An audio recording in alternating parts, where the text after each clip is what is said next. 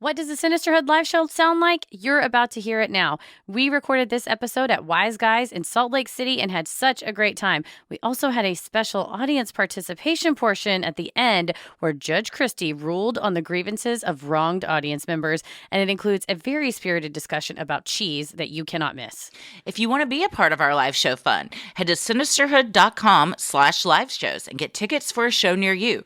We'll be in Houston on October 28th and finishing up our Dallas tour on November 2nd. If we're not coming to your town, you can chat with us live in our monthly Q&As and catch live stream performances of our bonus content each month via Patreon. Head to sinisterhood.com and click Patreon on the top banner to subscribe today. And don't forget to stick around after the show this week to hear your Patreon shoutouts. We hope you enjoy the show. Thanks for listening and keep it creepy. Curator is the premier shopping membership created by fashion authority Rachel Zoe. In addition to so many other benefits, members earn access to The Shop, an exclusive e-commerce marketplace offering hundreds of Rachel Zoe approved products, from clean beauty to glamorous accessories and beyond, by the most coveted emerging and established brands. Best of all, members unlock deeply discounted pricing of up to 60% off. Shop brands like Gucci, Kate Spade New York, Missoni Home, Marc Jacobs Beauty, and many more. The Shop membership is the most accessible and flexible membership option, inviting you into the Curator world of insider-only access and discounts for only $40 to start. In addition to saving up to 60%, members also earn $50 rewards every 3 months. Luxurious new products are added daily and just in time for holiday shopping to get your friends and family exceptional gifts at unbeatable prices. This season, let The Shop be your one-stop shopping marketplace. Join the membership today at curator.com and use code CREEPY for an additional 20% off. That's curateur.com and use code CREEPY.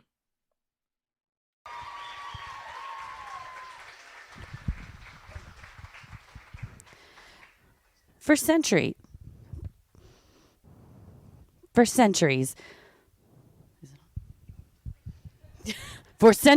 so many centuries.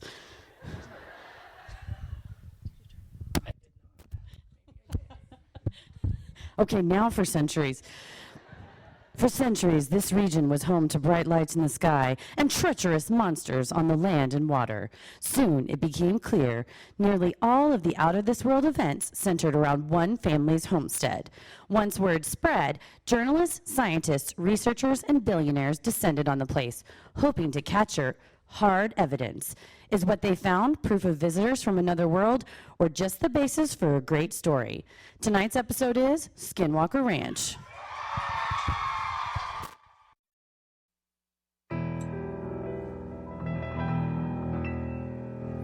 A bump in the night, your heart fills with dread. Probably a murderer who wants you dead. It could be a ghost, a demon, or worse. Perhaps you're the victim of a witch's curse. It's hopeless, you're doomed. You'd call a priest if you could. You'd rather just listen to Sinisterhood.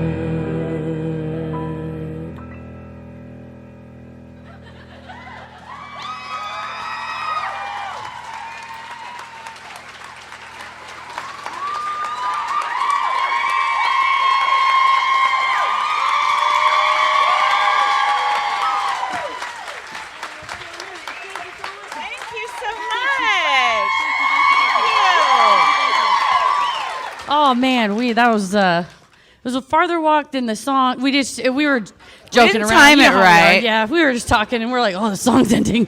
Go. So thank you very much for cheering for us in the darkness. Thank you to ourselves for not tripping over the stage, which was something we were very concerned about. Both of us trip on just nothing. So add in shoes. I fall over just standing still. So there's a how's everybody doing? Yeah. Oh, wow. Hello, guys. Look at all you guys out here. Thank you. My phone was in my pocket. That's where I read the written intro from. So I wanted to get it out of there. Oh, you know what we should do? Well, let's take a picture. Let's take a selfie with everybody. We keep forgetting to do this, and so we're going to do it now so we don't forget. Okay, you ready? So everybody get excited. Wait, are we in it? Hold on. That's I didn't turn it around. Hold on. Are we in a selfie? I think so. Okay. All right. Thank you, Thank guys. you so much. Yeah, we would have been in it, but I had to turn the camera around. That's on me. Nice. But thank you guys for coming out tonight. Thanks for Wise Guys for hosting us. We really Yes. appreciate it. It's been so awesome so far. Everybody's Everyone's been great. great, This is yes. a fun area. We were, perusing the area earlier, and it's fantastic. I love any place with ample shopping. I'm Yes. down for that. You have a lovely airport, very spacious. It is. Very clean. Was very clean. You were like, this is such a fancy airport, and like, not that many people are using it, so it stays nice. Yeah, it was very clean. Our Uber driver from the airport, we asked him on the way here, so what is kind of like the local food that you guys are known for, so we can check that out. So this is our impression of you guys so far. He goes, well, there's a lot of big families here. ... And he's like, so it's all about, feeding as many mouths as you can on a budget.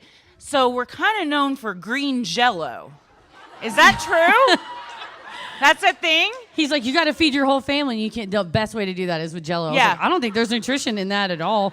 And he goes, well, you can put fruit chunks in it. So he's people like, do that. Sometimes you put pineapple or mandarin oranges. He's like, it'll be at weddings. It'll be at like big family gatherings.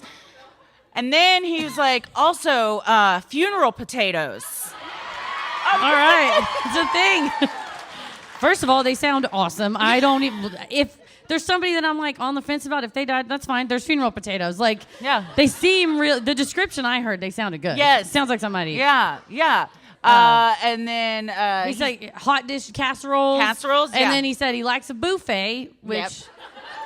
What was it called? Chuckle-rama. Chuckarama. Yeah. Chuckle-rama.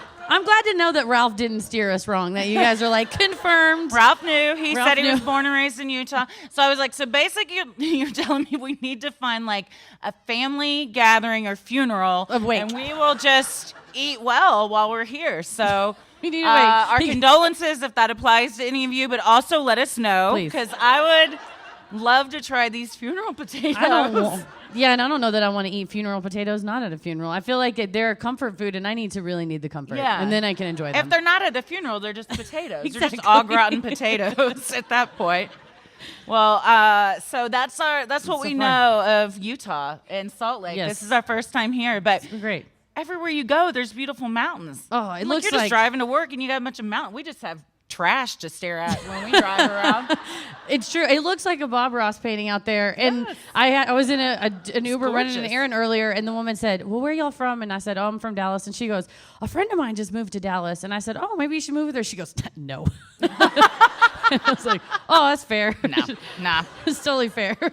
Yeah, someone at the show last night was like, I hated Dallas, so I just moved here. And I was like, oh, cool. Yeah, Well, fair. We still live there. Anytime you're like, I'm from Dallas, someone's like, I used to live there. Never again. And not it's like, anymore.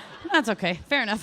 Yeah. You're not hurting my feelings. We like it. Yeah, it's Yeah. fine. There's like millions of people there. So chances are we were never going to run into you anyway. So it's totally fine. Well, we heard a lot of hoops and hollers for tonight's topic. Did you have a feeling? Like, did anyone know what it was going to be? Yes. 'Cause A little bit. Yeah. One of the books I read for this, it sounded like from the author, and I'm not labeling you guys. He's like, everyone in Utah has seen a UFO. Like, that's what the book sounded like. And then he's like, or they've seen something in the sky that they thought was a UFO, but sometimes it's the moon. And I was like, yeah, me too, man. Me too. But he kind of came out of like, a large percentage of people have seen UFOs in Utah. So on the plane here, I've just got this big book that says Utah UFOs on it. I was like, I'll round fit of right in. applause if you've seen a UFO. Okay. It said 10% Yes. of you. The Uinta Basin. What do you call yourself? Utahns? Utahns. Utahns? Utahns. Utahns. 10% You know what? of Utahns. So, 200 people are here? 20 of you, that checks out. Seen a UFO? All right. Start a group after the show. I like to, y'all are probably giving us more credit because we called you properly Utahns and not Utahns. But We had an insider at the Denver show last night tell us, we're going to Utah tomorrow. We don't look like idiots. What do you guys call yourselves? Give me the hot takes. Like, what's your, not hot takes, give us the tips. I want to know what There to was say. a huge Colorado debate last night. We were shouted at. Woo! We were You'll shouted hear down. it. You'll hear it. It was recorded, so you guys will hear it. But everyone's on the same page that it's pronounced Utah and Utahns. But you do have a weird thing about the Uinta Basin and how that's spelled. Sometimes there's an H and sometimes there's not an H. So that was. There was like a chapter in that book I read, and I was like, I want to know about UFOs, so I'm going to skip this. Why it's spelled that way. Yeah. It's spelled different ways throughout you were spelling with an H now, and I was spelling with an A, so you can tell who wrote what, because we're like, no, there's no H. I was the no H. I was team no H. I'm Team H, always. It's me. Oh, that's true. You have to be. Awesome. Well, We're are excited. you guys ready to get into it? Yeah.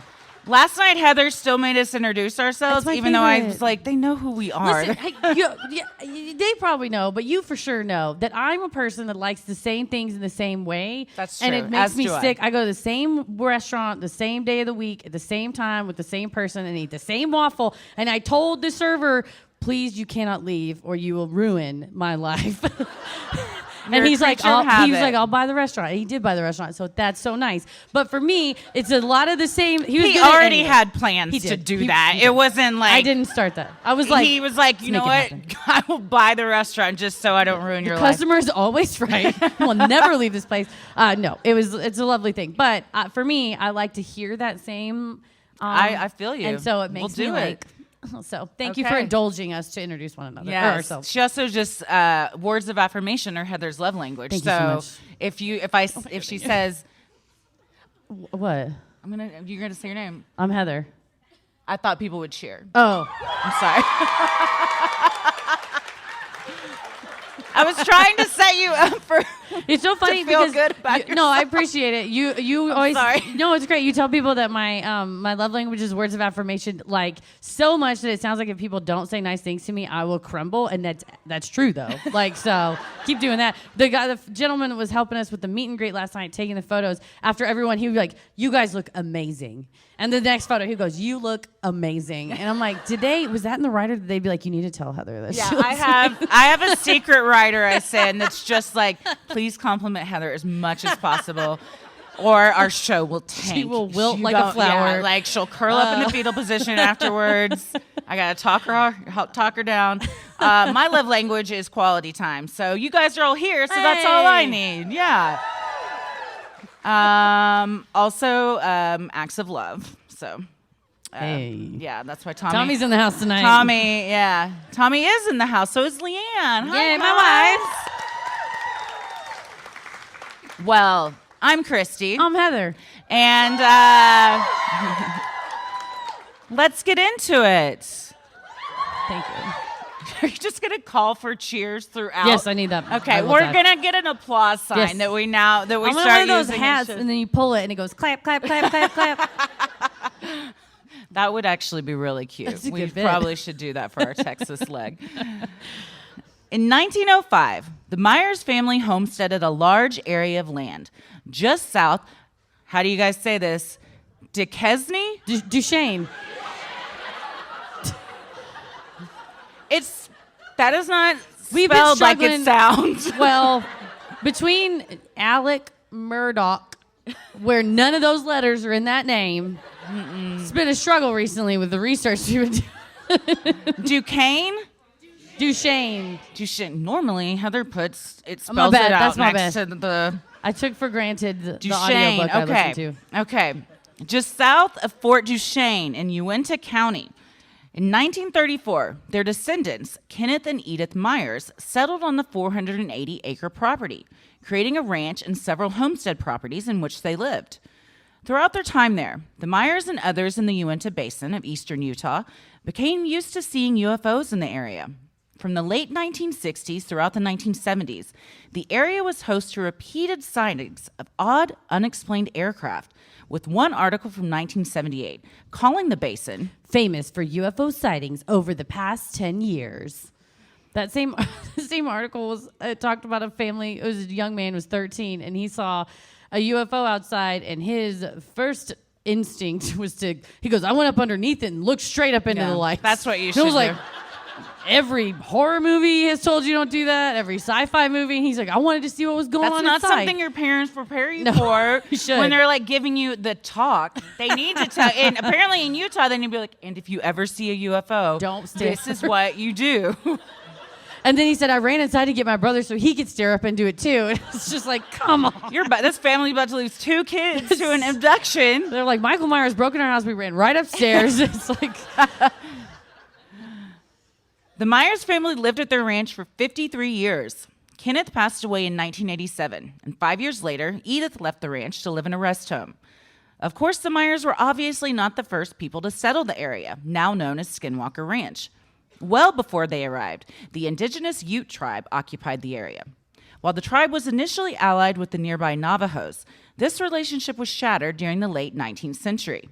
With the Americans invading, the Ute took up arms with the new arrivals, aiding in the expulsion of the Navajo from their lands. This caused the Navajo to send one or more skinwalkers, malevolent, shape-shifting witches of the Navajo people, into the area, according to Legends of America. This led locals to deem the ranch, in the path of the Skinwalker. and eventually it earned its name, Skinwalker Ranch. Once you kind of get into it, you start to learn the Skinwalker is a whole separate thing, and they just use the name, and it's all about spacecraft. But they're like, we're going to label it. So, and you're like, no, you twisted that. That's not what you're describing. You left out a big chunk Yes. of the history of what happened. It's more, they've used that name to, I think, label everything that has to do with this specific ranch, when in real, it's majority just people running out to their yard looking up into the lights. When Edith passed away in 1994, Kenneth's brother Garth inherited the property. He was a doctor, not a rancher, so Garth sold the property to Terry and Gwen Sherman, who moved in with their teenage son and 10-year-old daughter.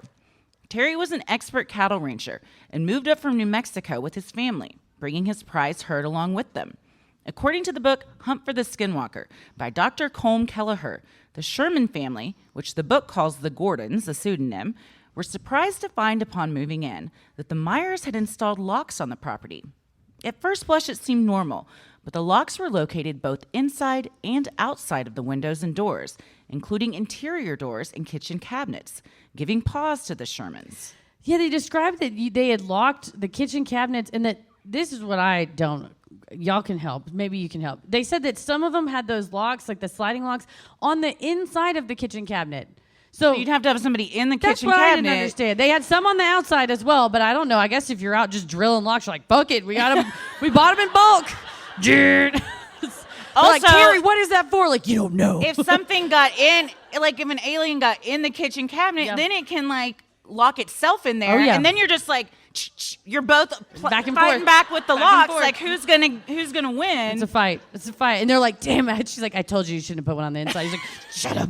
I'm doing my best. What was the one we did where they had that in the house? Was that the New Jersey Watcher? No, the Smurl family. What? That they locked stuff They up? had the locks on the Oh, I think that was interior the bedroom doors. screaming house because there was That a was damn it. clown floating up and down the Yeah. stairs. I'd lock the doors inside too. Ute spiritual leader Larry Sespooch grew up and around the ranch and spent summers hauling hay for the Myers family.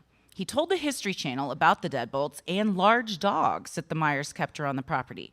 When he asked why they had undertaken such security measures, the couple told Larry, Things come at night.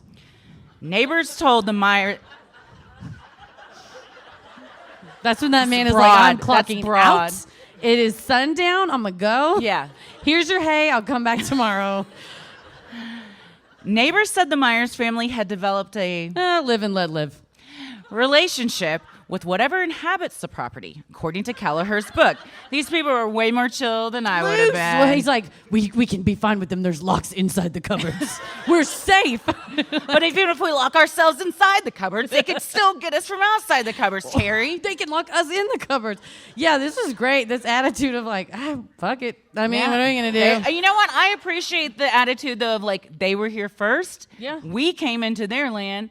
We're going to let them chill. And if it's just you, they're, I think by the 60s, they were older at the time, what are they? He's like, what am I going to fist fight an extraterrestrial? Like, he's like, they got lasers, babe. I'm not going out there But I got locks. Just like the Myers, the Sherman family experienced multiple incidents that cannot be explained by conventional means. The first of the 3 kinds of UFOs the family saw was described to the Deseret News.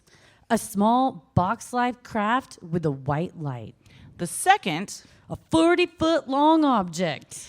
and the third type, A huge ship the size of several football fields. the family also saw lights emanating from the 500-foot section of mesa near the ranch and saw beams of light shooting out from the crafts. The way they described it sounded to me like whenever you see something in the sky and you're like, oh, I'm going to drive over there. Maybe it's a movie premiere. And you're like, oh, it's just a shitty dance club they're opening. Like, why did I drive all the way over here? You're It's at home. also like someone that caught a fish, and over the Oh, years, yeah. like Oh, yeah. it's like it was by the end, it's like I caught a shark. Oh, it's the like that was a perch. The descriptions of all, not just the Sherman family, but of all the things we were talking about in the green room. One guy, his name was, it was Kent Denver, which Kent is Denver, just fake name. such a good name. But she was like, all these names sound fake. And I was like, or they only picked the ones with the funny names. That's which is true. also One what I had did. Cooch. There was a Cooch. There was Joseph Cooch. That was their last name. They didn't just go by like shared. They just No. went by Cooch. They should have though. They should. If your name is Cooch, lean into that. Lean into it. When you Own walk in, it. you don't want someone going, hi, Joseph. You want to be like, Coach is here. Yeah, Cooch parties. Yeah. Oh, Cooch yeah. is like the life of the party. Yeah. Cooch does keg stands. You know Yeah, that. for sure. But Kent Denver said he saw a big old bowling pin. He said it was like a big giant bowling pin in the sky with fire shooting at the bottom of it. Dude, I think you just smoked a bunch of weed and watched Big Lebowski, and then someone interviewed you. That's right. They got him right at the right time. And it was like 2 years later, he was out riding bicycles and saw another aircraft. And I was like, I'm sensing a pattern here. And then there was Joanne Lube. I just have to say that name. It was great. Joanne Lube. Also, if your last name's Lube, you gotta. Who's coming? Cooch and Lube. That's all we need. That's all you need at your party. That's it. Done and done. Cooch Guest and list is Lube. done. They need a reality show. A law firm? Fuck yes. Yes. They're like, are you in a sticky situation? Call Cooch and Lube. I'll Cooch and Lube. We'll get Are you stuck between a? I don't know. Have you been caught with drugs smuggled up inside of you? We understand, believe us. Are you in a tight spot? Call Cooch and Lube. Yeah. LLP. LLP, yes. Large flying objects weren't the only thing the Shermans claimed to see. The family has said they were also tormented by blood red and bright blue balls. We've all been there. Who amongst us? Who amongst us hasn't been tormented by blue balls? And if they're bright blue, call your medical provider. Well, these balls were larger than a baseball. Uh-oh. Yikes. Also, I think that's called elephantitis, and also call your doctor. But smaller than a basketball. And if your doctor can't help you, call Cooch and Lube. They are also medical malpractice. professionals. Yes, They'll take your case. It could be anything. And Yeah. Cooch and Lube are the people. to Cooch and call. Lube will get into it, or whatever it is. Always, yes. These objects floated near the ground, just above eye level. Two of these balls caused a disastrous stampede of cattle one summer. Magnificent balls. Another hovered over their son's head, following him as he walked. Yet a third glowed blue and circled their home as they watched from their car a few feet away. Yeah, they were tormented by balls. Yes. It's So a many shame. balls. If you got balls causing stampedes, one's following your kid. Nope, bad. none of them are going in the cupboard, so you can't lock them in. She's like, I told you we should not have spent so much on the lot. Why didn't we get nets? We budgeted all of our money on these locks. We have nothing to catch these balls now. She's like, we can't even use a baseball glove because they're bigger than a baseball. Yes, and we can't use a basketball net because they just fall right through. Smaller than a Which I guess a basketball does too. Or then nobody would score. It would just get stuck in the net. That's the best kind of basketball. It's just boop, and it just stops. And they're like, game's over. Aw, damn it. Gotta crawl up there and get it. Well, sadly, an orb-caused stampede was the least of the issues for Terry's prized herd. Throughout the years, cattle will go missing only to be returned with broken legs or with all of their blood drained. The cuts made on the cows led investigators in Hunt for the Skinwalker to conclude that the instrument used was a sharp scalpel or even a laser. Natural predators rip ears, skin, tongues, and other body parts, leaving tattered edges. On Skinwalker Ranch, however, cows were found with clean surgical cuts that could not be made by another animal. Author of the book, Dr. Colm Kelleher, determined the mutilations were done with a machine-like precision. All of There's a lot of cattle mutilation.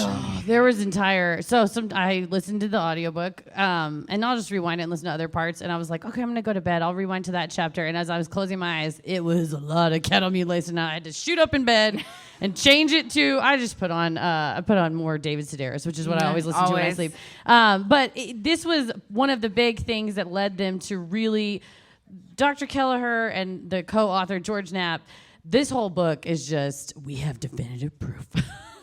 And then when people go, can we see those videos? They're like, they're in boxes. They're like, you very cannot hard to get to. But there is proof. They are very Can we hard to see get it to. so we believe? No, you just have to trust us. There's a lot of that. Then they came out with a documentary later that they showed a lot of video footage of boxes of videotapes, but not what was on the videotapes. So they were like, here's the footage here. And I'm like, oh, hell yeah, I rented this on Apple TV. I'm ready to go, baby. And then it was like, that was a lot of videos of videotapes. You have to use your imagination. Yeah. There's also a History Channel show now. Oh, man. Whew, my new have you favorite. watched it? It's a lot. So as we know, we've talked about the History Channel. They, a couple years ago, just said, fuck it, history's a lie. We're going to focus on aliens, cryptids, monsters of the sea. So, of course, this is a show on the History Channel, and it opens, and like 2 minutes in, they're showing a cow. And I was like, I should have warned you. Trigger warning on this thing. The documentary is a lot of photos of that, too, yeah. Yeah, they're like, this morning it was alive, and now it's dead. I'm like, that's how it happens for everybody. Yeah. One day you wake up and that's it. And that's the then last time you're waking up. Yeah, and that's You're it. like, God, I fucking hope I never hear this alarm again. Well, be careful what you wish for. Turn dark.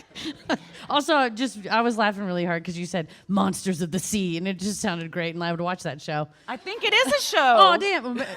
River monsters. Oh, that's but that's about like real thing. Yeah. They're about like fish that look scary. They gotta be like, and these are the ones that get out and walk on two legs. Ella asks me all the time, "What's your favorite scary fish?" And I'm like, It's so specific. It's so I specific. think there's only every time I'm like piranha because that's the only one I know of. Yeah, I think but, so. And she's like, "What is a? Have you ever swam with one?" I was like, "I have not, sweet girl." Maybe someday.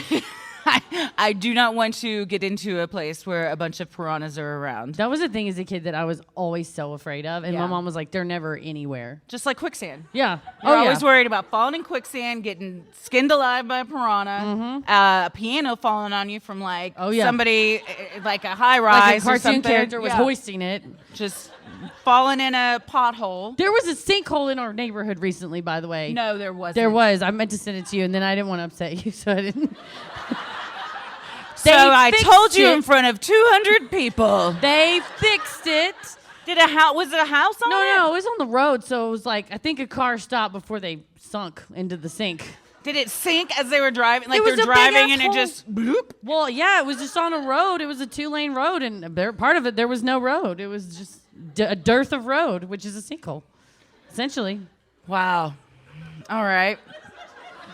I didn't see gonna- it popped out of my mouth due to impulsivity, and now you're gonna think about sinkholes when we get home. Yeah. Damn no, it. I'll be thinking about it. Like, my brain, like, compartmentalizes stuff. So, yes, I'm, like, present and reading this, but over here it's like, sinkhole, you're going to die in a sinkhole. Your kids are at home with your grandma. They're probably going to die in a sinkhole. Sinkhole. Yeah. So, You're like, are you saying Cinco? soon the Shermans lost over a dozen head of expensive cattle to surgical-style mutilation and broken bones, putting the family on the brink of financial ruin. Before moving to the ranch, Terry never lost more than 1% of his entire herd in any given year. To protect his 4 most valuable bulls that had been spared, Terry kept them in a corral together. That's like Don't do putting that. the president and the vice president on the same plane. Don't You do just that. can't do that. You gotta hide one on Yeah. around other less expensive cattle, Yeah, and then you hide gotta them in blend 'em various in. places.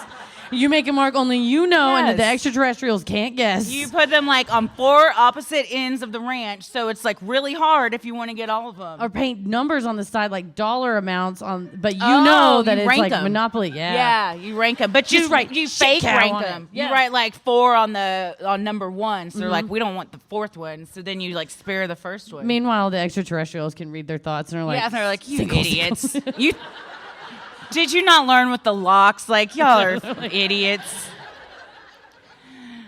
Well, terrified of losing another animal, Terry was devastated when one afternoon he went to their pen and discovered all 4 bulls were missing. Well, that is not a shock to anybody we but knew that was Terry. going to happen.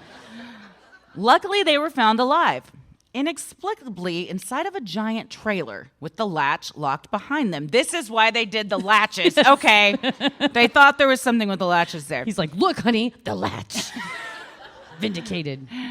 The bulls were standing in a hypnotic spell.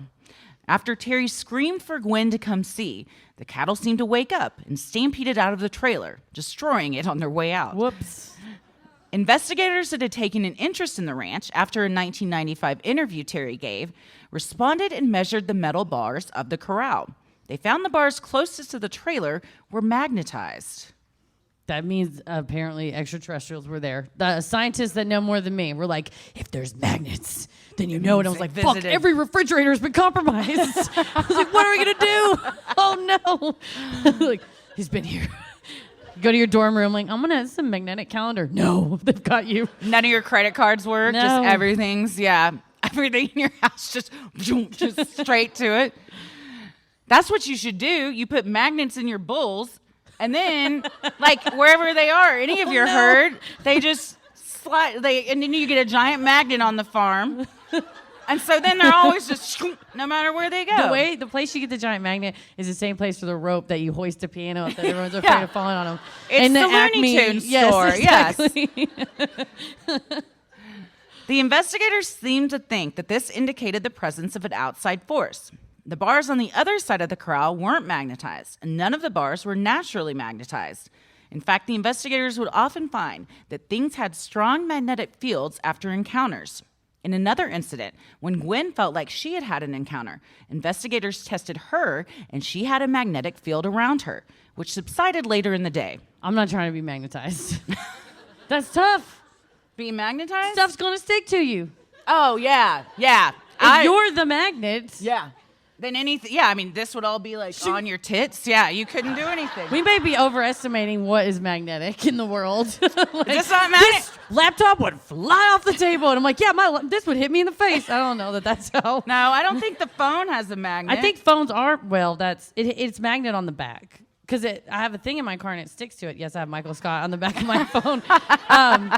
But yeah, so there's some sort of magnet in here because I think that's how it charges. I gotta stay away from science. I'm sorry. Yeah, we talked about this last night. The Every day. ergon Everything. thing. I don't know how many planets Something there are. last night you Oh, were yeah. like, I don't remember what it was now. I never do anything that's remotely. I was like, because magnets mean extraterrestrials, and Christy was like, how though? And I was like, I don't know. I was like, I'm sorry. It's one of those things that like you don't know enough to be able to argue it, but you also like don't know enough to understand it. Not you, like No, but everybody. Well, this is why I love our friendship and being with you because I will read something. I'm like, can you believe this thing? And she's like, I have like 30 questions about the logistics. How does that work? Who came up with it? Why'd they say that? And I'm like, I should have thought of all this first.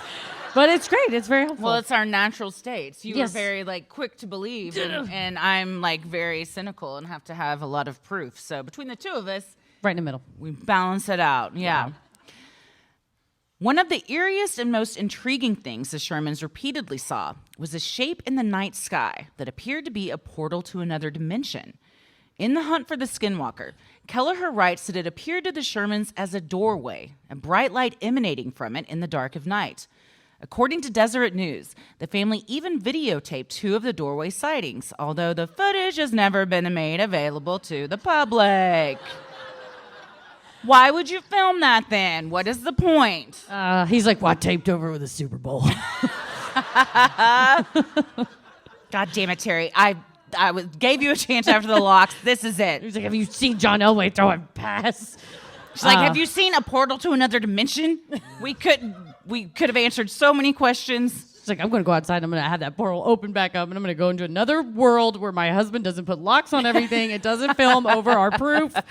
That would be great. They said that like sitting outside, it would just be like the sky was dark and then it would kind of like start to open up. And that they said on the other side, they initially thought there was a glowing light, but on the other side, it would be as if you were looking into daylight in another place, like a window into another timeline. Into another universe? Yes, another universe. That's a poem we will write after the show.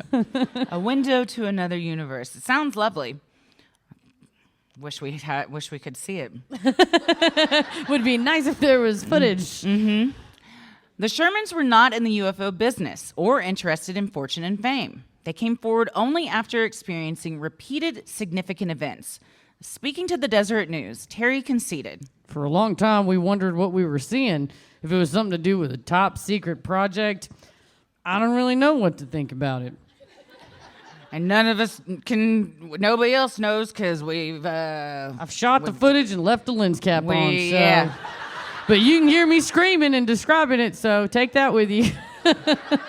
I taped what were Mad shows About were You. going on. Yeah, I I was was like watching Mad About You. I taped the Mad About You finale over it, and I'll tell you what, Helen Hunt's a looker. yeah. I don't want to go to another dimension if Helen Hunt and Paul Reiser ain't there. A love like that's only once in a lifetime, once in a universe.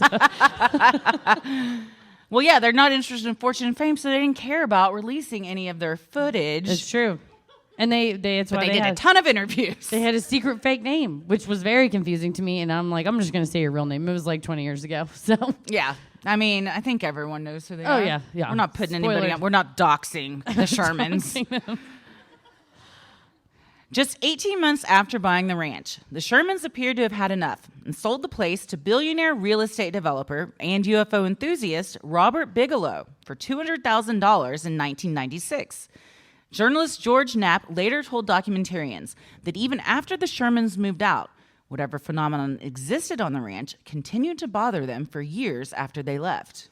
after they left the property, it followed them. Perhaps this is why Terry decided to still help out as a ranch hand. He's like, they'll chase me back to the ranch and I can leave it there. He's like, well, if they're going to follow me home, I might as well get paid. Might as well be here to deal with them. This Bigelow fella, Man, he's also like a neuroscience or neurophysicist, billionaire real estate developer, UFO enthusiast. yes, and obsessed with now finding out what happens when you die. And he also thinks that it's related somehow to friendly visitors from outer space. This is just proof you can have beliefs and still be a billionaire. And also, it's like the movie Big, right? When you're a child and you grow up and then you're like, I'm going to put a trampoline in my living room. He's like, I have $1 billion. Like, I'm going to buy a space ranch. Yeah, I can do whatever I want. My parents told me I'd never amount to anything. Look at me now. Bigelow worked with a biochemist named Dr. Kelleher and George Knapp to try and capture paranormal activity on the land. The results of their findings were published in a book titled Hunt for the Skinwalker: Science Confronts the Unexplained at a Remote Ranch in Utah. That is too long. It's a real long title. It's real long. Published in 2005 and covered in a 2018 documentary of the same name. Bigelow received extensive funding for his research from his friend Nevada Senator Harry Reid, who secured at least $22 million of government money for the alien investigation via the Advanced Aerospace Threat Identification Program. It's real good to have a friend who's a senator. Yeah, and one that has $22 million just lying around. Listen, you can just dole out to the UFOs. Oh yeah, I'm all for studying what's coming from space, because if any Independence Day has taught us anything, you gotta be ready to just open up that hatch and just punch them in the face. And we won't know how to open the hatch if we don't do research. But let's just be more thoughtful in the due diligence, and maybe it's not the friend of the senator that automatically gets all the funding. Mm-hmm. No, maybe. We also talked about this program in our Area 51, it was unidentified aerial phenomena. It was when the Tic Tacs, Attack of the Tic Tacs were around. Attack of the Tic Tacs. Attack of the Tic Tacs. Did you ever see the movie Attack of the Killer Clowns? No, it's too scary. Why'd you watch that? I was a child. I don't know. I thought you were so afraid of. Is that what did it to you? Probably. My dad showed it to me. Oh, no. Also, killer clowns from outer space. Oh man. God, I'm seeing a pattern now. This is You were definitely rooted in childhood. Why I have issues with clowns and Attack of the Killer Tomatoes. Does anybody ever see Attack of the Killer Tomatoes? You watched Cult classic. a lot It was of movies. loose. It was loose People in were the getting Wallace attacked. household. Mars attacks. That was later. That was wasn't like it? mid '90s. Yeah. But Man. then I was already ruined. It already showed me too much. Sinisterhood will be right back. This podcast is sponsored by BetterHelp Online Therapy. I use BetterHelp, and that's how I take care of my daily stresses, to talk about what's going on with my lovely therapist who just gives me the best life advice and listens to me with open ears, and I like it because it's video chat, so also open eyes. I get stressed out to think about being on the phone with someone. Also, with as busy as we are, it's kind of hard to find the time to like take a big chunk out of your day to drive somewhere and go to an office and stuff. And this way you can just get cut to the chase. You get right to the business and shorten that time to have other things to do, like podcast stuff. Like podcasts. And when we're busy, she sends me very nice, thoughtful, upbeat messages. That's awesome. So that's great. Well, the best way to think about therapy is through a bunch of analogies.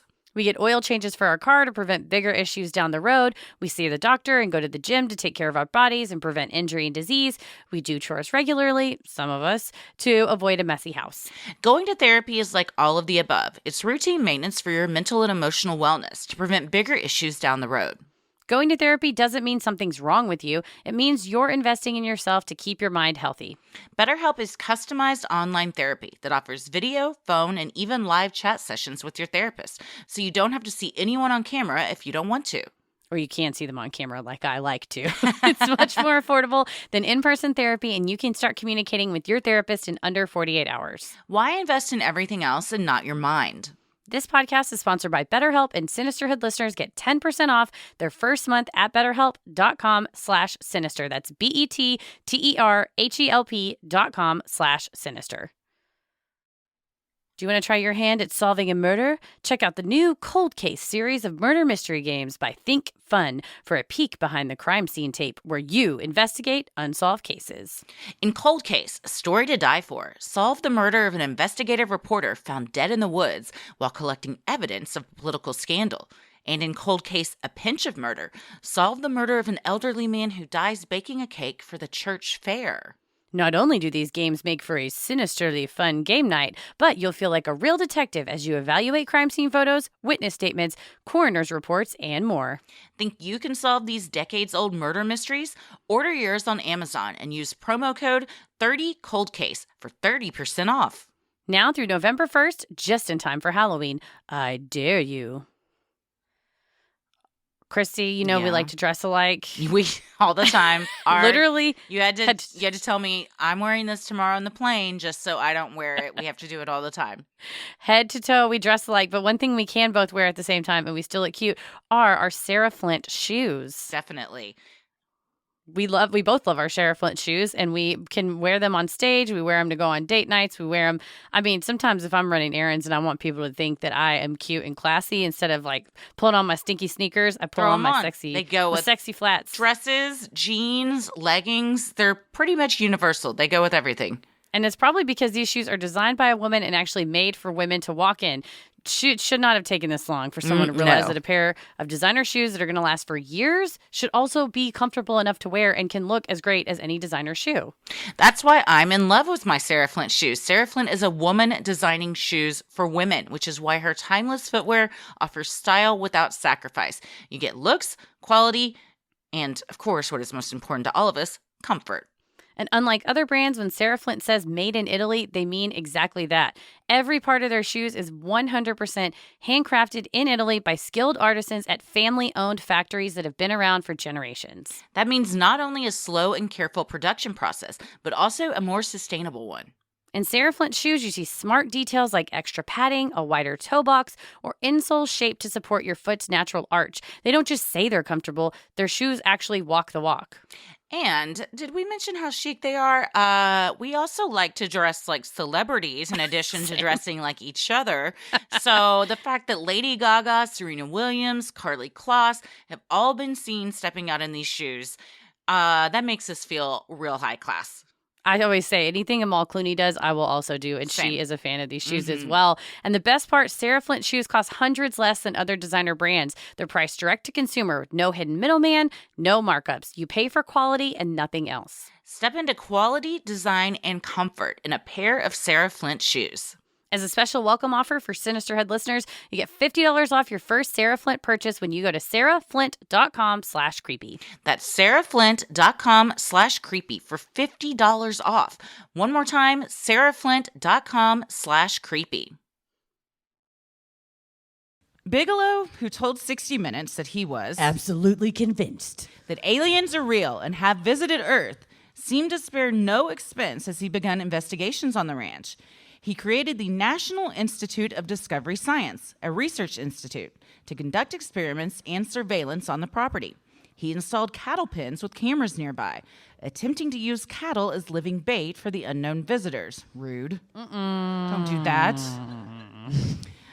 It was number 4, but he messed it up, and it was really the number 1. He's like, nobody understood the numbering system. Can't crack the code.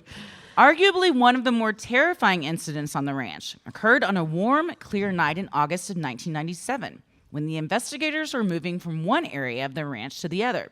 As they packed up their equipment, they saw in their binoculars a light moving several yards away. The light got bigger and brighter and grew to over a foot wide. It was glowing, growing, and floating above the ground. The investigators soon realized what initially looked like an orb was actually a tunnel. Not only that, some type of creature was also in the tunnel, and it was coming out. It was a huge black humanoid form with a head, but no neck and no face, about 400 pounds and 8 feet tall, that began climbing out by grabbing the outside edges of the tunnel. Once the beast made it out, it ran off into the darkness, and the portal closed behind it. As the men got closer to the now disappeared tunnel, they smelled a pungent, sulfur-laden odor. You're in another dimension. You have to fart. The worst fart. And they're like, you can only use the portal 3 times in your life. And you're like, now's the time. You just pull through the portal, rip ass, run off into the night. And everyone's like, we saw a creature from beyond. And the stench of it nearly threw us to the ground. And the creature's like, I wish you no harm, but I am so sorry. It's better today, but we had to confess.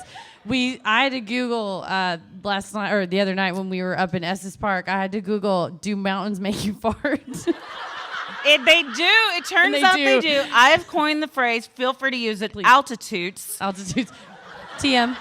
Apparently, there's something about the altitude. We were dying. It was like on the ghost tour, I was like, if we don't get out of this fucking tunnel. She's like, everyone be silent and see if you hear the ghost. And I was like, they're going to hear something. Oh, yeah. I would have loved a portal to another dimension that I could just like quickly have backed up into very quickly and then it slammed shut or just crawled right out. You can like Winnie the Pooh it where you just go the booty through the portal and then you jump back out and it closes behind you. Somehow, this is so embarrassing. Oh no. This is going to be one of those anecdotes where you tell of like, when you do this and everyone's like, no, that's it's you. Just crickets. No matter what she says, everyone just be silent, okay?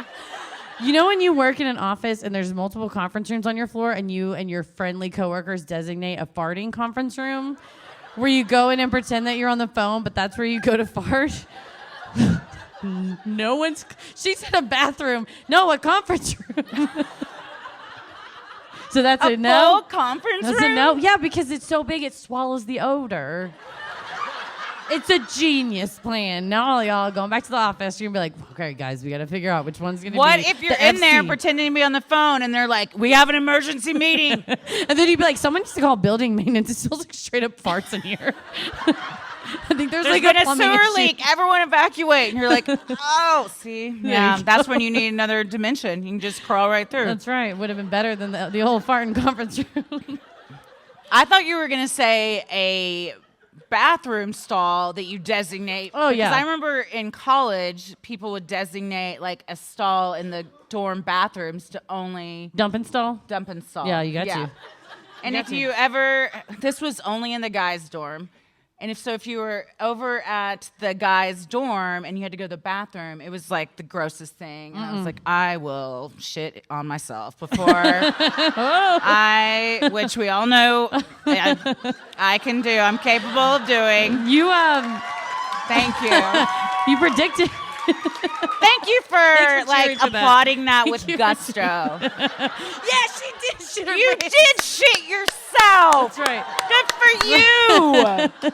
It's like you predicted your own future back then. I did. Yeah, Babe, there was you a are lot a of witch. foreshadowing. Although some of Bigelow's extensive research on the property was discussed in the book and documentary, the full results of his findings have never been released to the public and have been otherwise kept confidential. Additionally, the dozens of professionals he hired to conduct the experiments have now refused to return to the ranch or be identified publicly, according to the show, The Secret of Skinwalker Ranch. George Knapp, who co-authored the book, confirmed. There's a lot more to tell. There's so many things that have happened on the property since the book came out that has not come out publicly. When pressed by a documentarian to explain further, Knapp said, I cannot explain at this point. there's so much research. There's so many things that have happened. Your lid. You won't believe what has this is why there's a bunch of blue balls floating around the sky. Cuz they are just teasing everybody and no one can like get to the good stuff. This has been one giant cock tease is what Bigelow is. Real estate billionaire, UFO enthusiast, cock tease.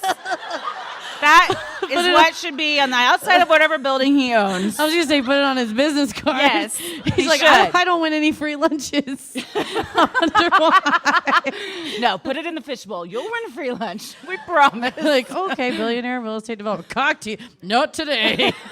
Not in my Olive Garden. But you said we were family here. No, not cock teases. Give the people what they We want. kicked them out. Did you bring your funeral potatoes or your green Jello? Go back to your family with that. Is that what y'all's Olive Gardens have here? Is that what the Olive Gardens have here? Because they're family. It's just green Jello and potatoes. It's true. Funeral potatoes? Instead of the pasta pass, it's potato pass. Oh. And then you're like, these are for funeral potatoes. And they're like, we know. Use it wisely. Why would you go to all of this trouble if you don't want to release it? Because it's fake? Well, I don't want to talk shit about billionaires. Because I feel like they're we targeted. are some, so you know. I would have a house like Tom Hanks and Big if I was a billionaire. There would be a trampoline in my living room. Like I already, 100%. I have like, I live a reasonable lifestyle, and I already tried to buy a trampoline. You had to talk me off her that out of one. it, yeah. It's like it would be awesome. She's like, homeowners insurance, you're gonna hurt yourself. Kids from the neighborhood are gonna crawl over. I was like, you are right. Well, I know you. You're very impulsive. I was like, you're gonna be over it in like a week. Yeah, I won't And then even you got want this it. big ass trampoline you got to deal with. Yeah, it's like they're gonna deliver it in 1 week. I'm like, I'm not gonna want a trampoline. No, then. you'll forget you've ordered it. By I then. want one today. But I wonder if he doesn't want us to know about life in other universes. Oh. He wants to know about life in other that's universes. selfish. Well, yeah, he's cockteased. What do you think? He's not a gentle, generous lover. He wants it all for himself. And so I think because I am a believer, I think he has some stuff and he's holding on to it. Because he wants to use it, his new scheme. It's one of those where when you have that much money, like, it's not a real big leap to try to turn into like a supervillain, like a Batman villain. And so he's like has all this info, and then he's like, and then I'm gonna explore life after death, and then I'm gonna have a ray gun that I shoot people and then they come back to life, something like that. Where it's like this is like he's taking he the pulls steps it down. to get there. Yes, he pulls it down, and like get info from Skinwalker Ranch was one on a list of like 10 steps to like world domination. Yeah. We're seeing his origin story. Correct. Yes, this is a villain's origin story. He's got a mustache. He's like, whoa. Yeah, he's ready for it. Actually, he does have a mustache. Yes, he does. He looks like he him. does. Yeah. In 2016, Bigelow appeared to lose interest in the ranch. I feel that. Yeah. See, this is why you don't get a trampoline. This is why you don't buy an alien ranch. Eventually, you're like, I'm over it, and now you have to sell your ranch. Well, he sold the ranch to the shell company Adamantium Holdings. After the sale, roads leading to the ranch were blocked off, and unprecedented security measures were installed to secure the premises. Finally, in 2020, Brandon Fugel, a man described by Vice as a Utah-based real estate mogul and tech investor, came forward and identified himself as the ranch's owner. Fugel made his fortune co-founding a real estate firm that was eventually acquired.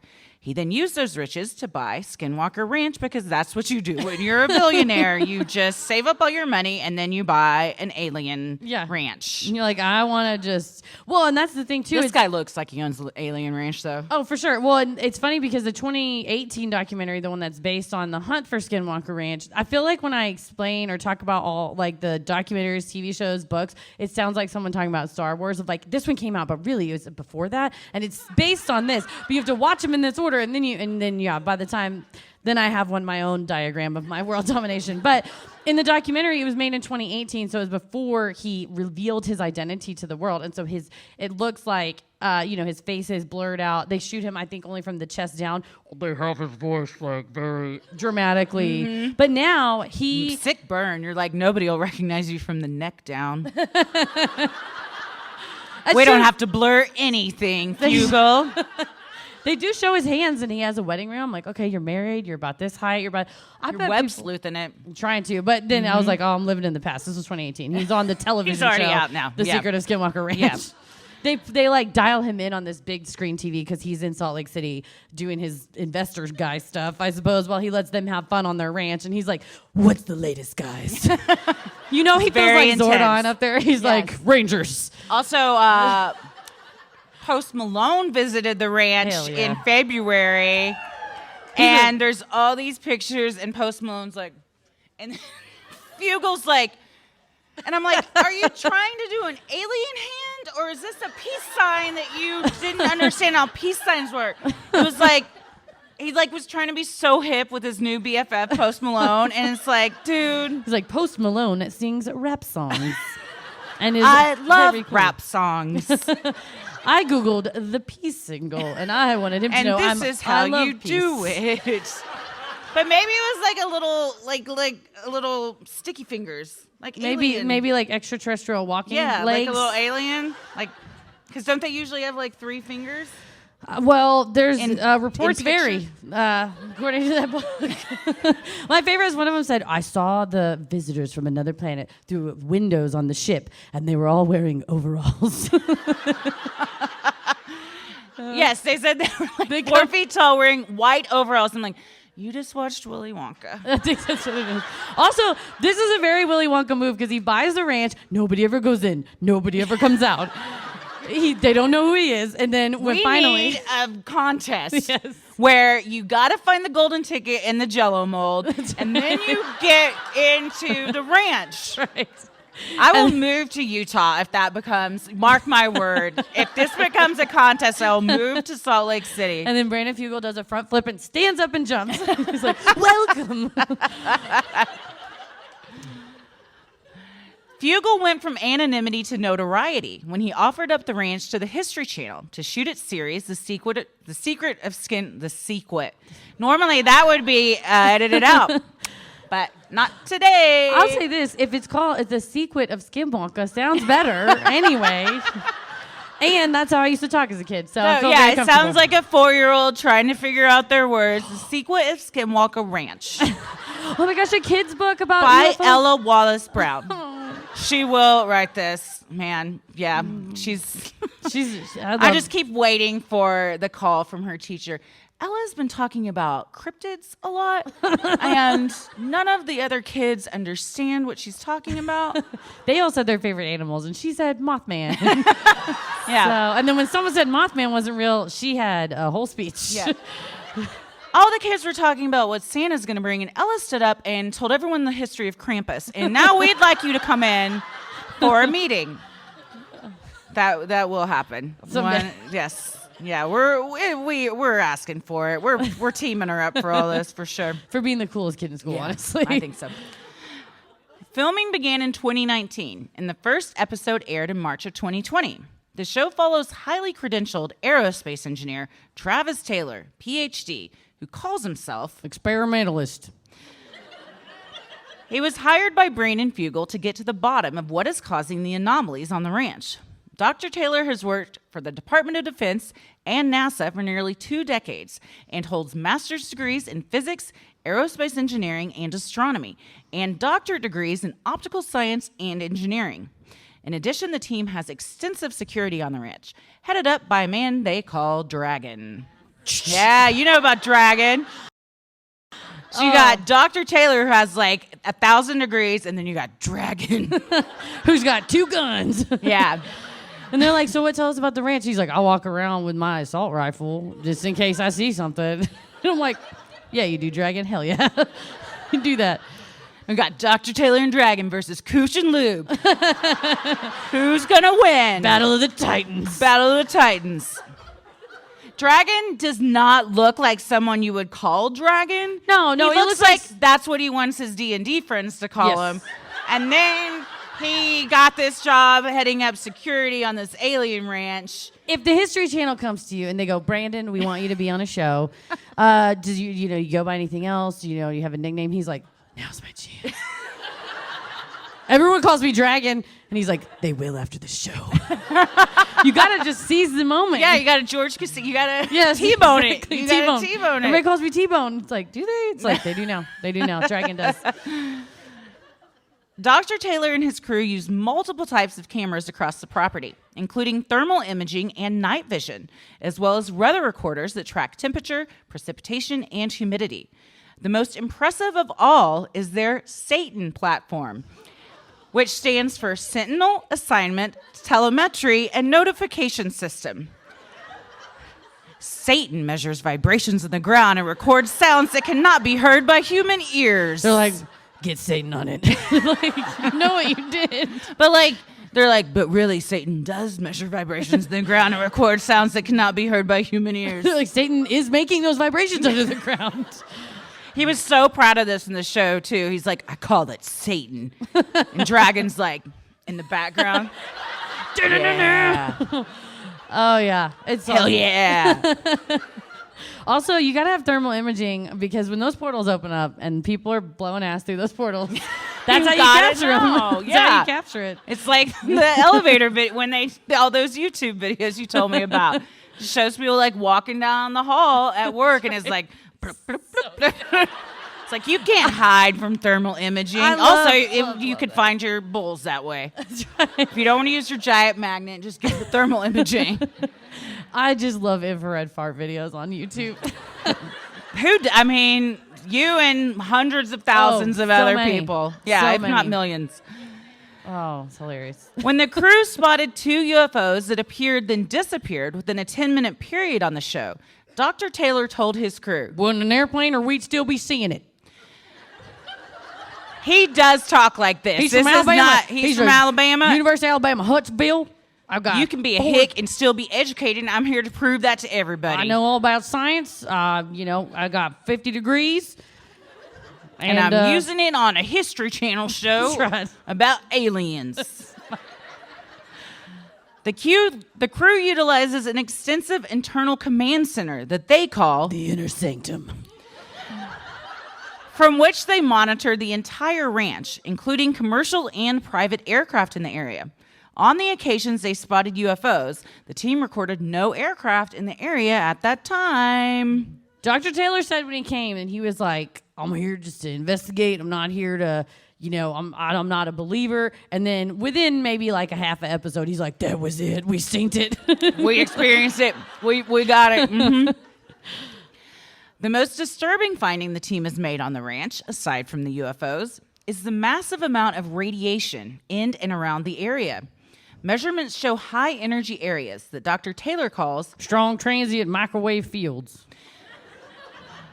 These are waves of energy moving in various directions with no rhyme or reason that don't exist naturally in nature. This could be explained by the above-ground nuclear testing that was previously conducted just 31 miles south of the ranch at a Nevada test site.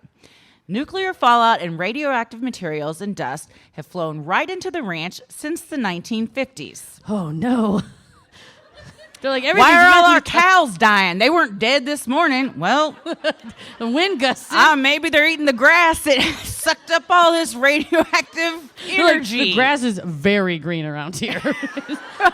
Very green. Like an unnatural, like a green you don't find in nature. Greener. It's as green as your grandma's Jell-O. Yep. Yes. Oh, man. Sinisterhood will be right back. If you've been listening to this show for a while, you've probably heard us talk about our Helix mattresses, which we both love so much. Oh my gosh. Literally, best night's sleep I've ever had. This is why we're so excited to tell you that Helix has left the bedroom and has also started making sofas. They just launched a new company called Allform, and they are already making the best sofas in the game. So what makes an all-form sofa really cool? For starters, it's the easiest way you can customize a sofa using premium materials at a fraction of the cost of traditional stores. You can pick your fabric, which, by the way, is spill, stain, and scratch resistant, which is a must in this household. You can pick the sofa color, the color of the legs, the size, and the shape to make sure it's perfect for you and your home.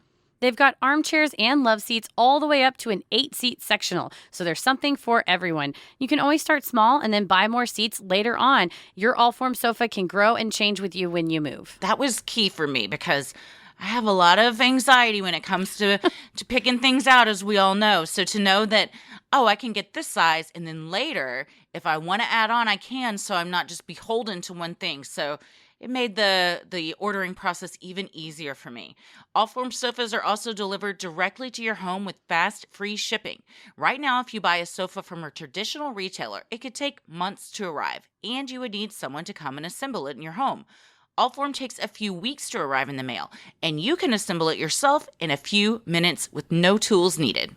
I have an all-form sofa that I picked out. It's teal with natural legs, and Paris, it came in the mail. Paris said, you can wait till tomorrow. He was busy at work, and I'll help you assemble it.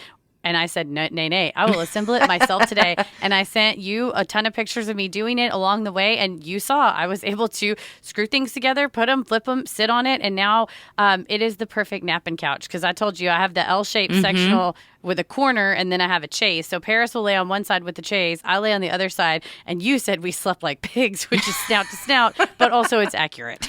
Yes, I have light gray, and I got the 4-seat with the chaise.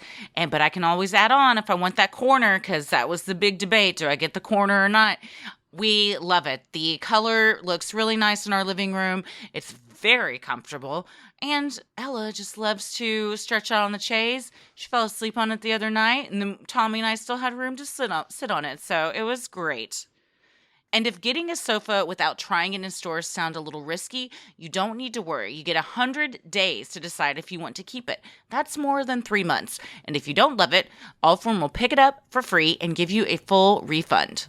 Allform wants to do their part and offers exclusive discounts for teachers, students, military, and first responders. They also offer financing and flexible payment plans, so an amazing sofa is never far away. They even offer a forever warranty, which is literally forever. I'll also give them credit for their customer service because I was not following the directions properly and thought I was missing a piece. And they were so sweet. They said, absolutely, they responded right away, said, send us pictures, and then showed me a picture that I was not missing anything. And in fact, I had just miscounted the holes. That's You know, Happens to all sometimes of we us. don't know how many holes we have. totally It on happens me. to all of us. Yeah. I'm not the kind of person that reads the instructions, so that they put very nice instructions, and I was like, I got this. So just heed their instructions. They're great. To find your perfect sofa, check out allform.com/creepy. And right now, Allform is offering 20% off all orders for our listeners at allform.com/creepy. By now, pretty much everybody has heard of CBD, and if there was ever a time to get started with CBD, it is now. What both scientists and those who use CBD regularly know is that it helps with daily stresses, but you have to use a quality product if you want quality results. Charlotte's Web hemp extracts are tested 20 plus times from seed to final product. Unlike many companies, Charlotte's Web has their own proprietary hemp genetics, so the end products are consistent, meaning you know what to expect from each bottle. And they're a mission-driven B Corp, which just means that they promise to help the planet and humanity and all that good stuff. Y'all know? Took several of my CBD gummies the other night after we recorded a live stream for our Patreon. I'm so sorry. In which Heather read a very upsetting story from Reddit that had me up for hours at night. But I'll tell you what, I was much more relaxed after I had taken my lemon lime CBD gummies. They came in clutch.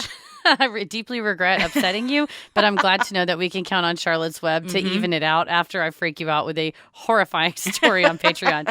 Go to charlottesweb.com to get started with the OG CBD brand who kicked off this whole CBD craze, and use the code CREEPY at checkout to save 15% on your order. This code works on all CBD products besides bulk bundles. That's charlottesweb.com. Use code CREEPY to save 15% on your order today.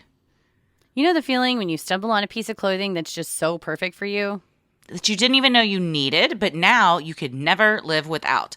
That is how you feel when using the new Stitch Fix Freestyle, a shop built just for you.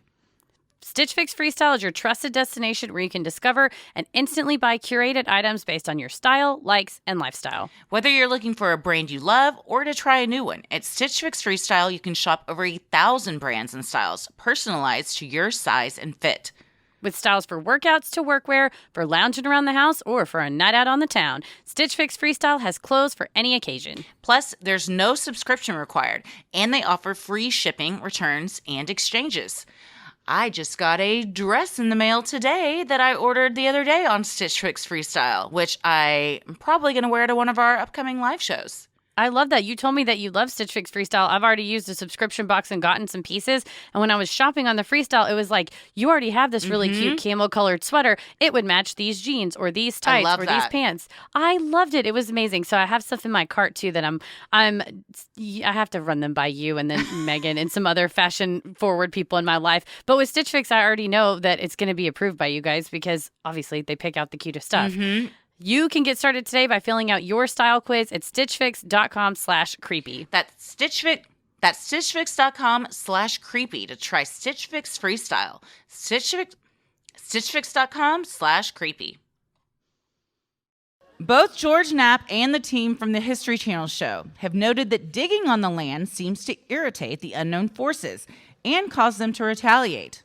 Indeed, according to Hunt for the Skinwalker, the sales contract between the Myers and the Shermans included a specific clause that forbade any digging on the land without the Myers' family's consent. The Shermans dismissed this clause as a meaningless clause crafted by elderly eccentrics. Rude. But in reality, this may have been for good reason. A member of the History Channel crew ended up in the hospital with a large, unexplained goose egg on his head after a bout of digging on the property. After this incident, Brandon Fugel prohibited future digs. However, Doc Taylor found a hatch and decided to look down inside it. He would come to regret this as he suffered radiation burns on both his face and hands. He goes in this hatch. Like and then Lost style. Another guy that Did we learn nothing from Lost? don't open the hatch. But another guy that has been on the ranch for years was like, I'm not going over there. I'm not going over there at all. And Doc Taylor's like, I'm going to do it. I'm going to do it and see what's in there. And he goes down. He's like, it's a big hole in the ground. And then he closes it and he goes out. And the other guy goes, all right, I'm going to use this radioactive. It measures radioactive energy fields. Again, me and science, not best friends. But he uses a thing that looks like it measured something. Anyway, it started making the sound. And Doc Taylor's like, is it all right? And he was like, no, that's a lot of radiation. You just got shot right onto you. He's like, it'd be like if you went through one of the things at the airport like 500 times in a row. Man, we've been through that 3 times in the past 72 hours. Yikes. Yeah, so I need to beep, beep, beep, beep, beep. We need to test each other. That's what after you walk through that, instead of like the thing that detects metal, they should just wave one that detects if you have radioactive energy on you. But then no. That was... Instead, nobody laughed at that, so... Well, I was just saying that they get pretty handsy. If any part of my jean pants are at whatsoever... Jean pants? Okay. Jeans? Do you mean jeans? Yes, okay. If any part is at all scrunched, they're like, I need to touch your buttocks. And I'm like... What? They've never asked me to do that. Oh, no. Rude. You gotta I'm going to bunch them all up tomorrow. Just cram it all in your I'm going to turn them into like jean shorts. I'm going to bunch them all the way up. And if nobody says anything, I'm going to call somebody. I'm going to call the head of TSA. I would like to make a complaint. They're like, did someone touch you inappropriately? No, they they didn't. didn't touch me inappropriately. They told me, go on, which was dismissive and hurtful. I felt dismissed. I felt very hurt. Skinwalker Ranch isn't only known for its monsters in the sky. In Hunt for the Skinwalker, the authors describe an incident in nearby Bottle Hollow Reservoir. You know why they call it that? People kept hucking bottles into this area, and it got so full of bottles. That's sad. That's what they said in the book. Somebody that lives near Bottle Hollow was like, no, that's actually not correct. Or they're like, yes, it is. I live on a pile of bottles. Well, a pair of swimmers, a man and a woman, went out to enjoy an evening dip amongst the bottles, I guess. They're like, some of them haven't been opened yet. We'll pour them all out, and then we can kind of swim through the water. Suddenly, the woman began thrashing in the water and screaming that something got her. Yes, it's probably all the bottles. Yeah. It's like a ball pit, Yes. a bottle pit. That's a great idea. Oh, the glass. Never mind. That's a bad idea. Oh, I was thinking plastic bottles. No, plastic bottles. I figured this was probably... that plastic bottles is safer. It's much safer. Although I wouldn't get in that pit. You don't like that crunchy sound drives me... I can't. Oh, babies love that. No. Simon's all about hooray. that. Well, if Simon likes it, it's fine. It's great. So, yeah, I love it. Well, the man began fighting to save her. Several witnesses on the beach reported seeing some serpent-like creature thrashing along with them. Though he fought, the man wasn't able to pull the woman to the surface until it was too late. Witnesses then reported seeing a blue light flying out of the water before disappearing over the nearby ridge toward the ranch. Another blue balls. The blue balls are back. Blue balls ruin the party every single time. Right?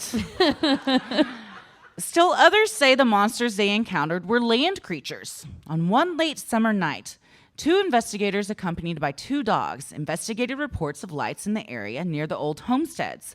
Out of the dark silence, 75 yards from the 2 men, a sphere made of bluish-white light hovered around 15 feet off the ground and moved slowly. Suddenly, the sphere disappeared. The men searched the area with a high-powered light, then returned to their post.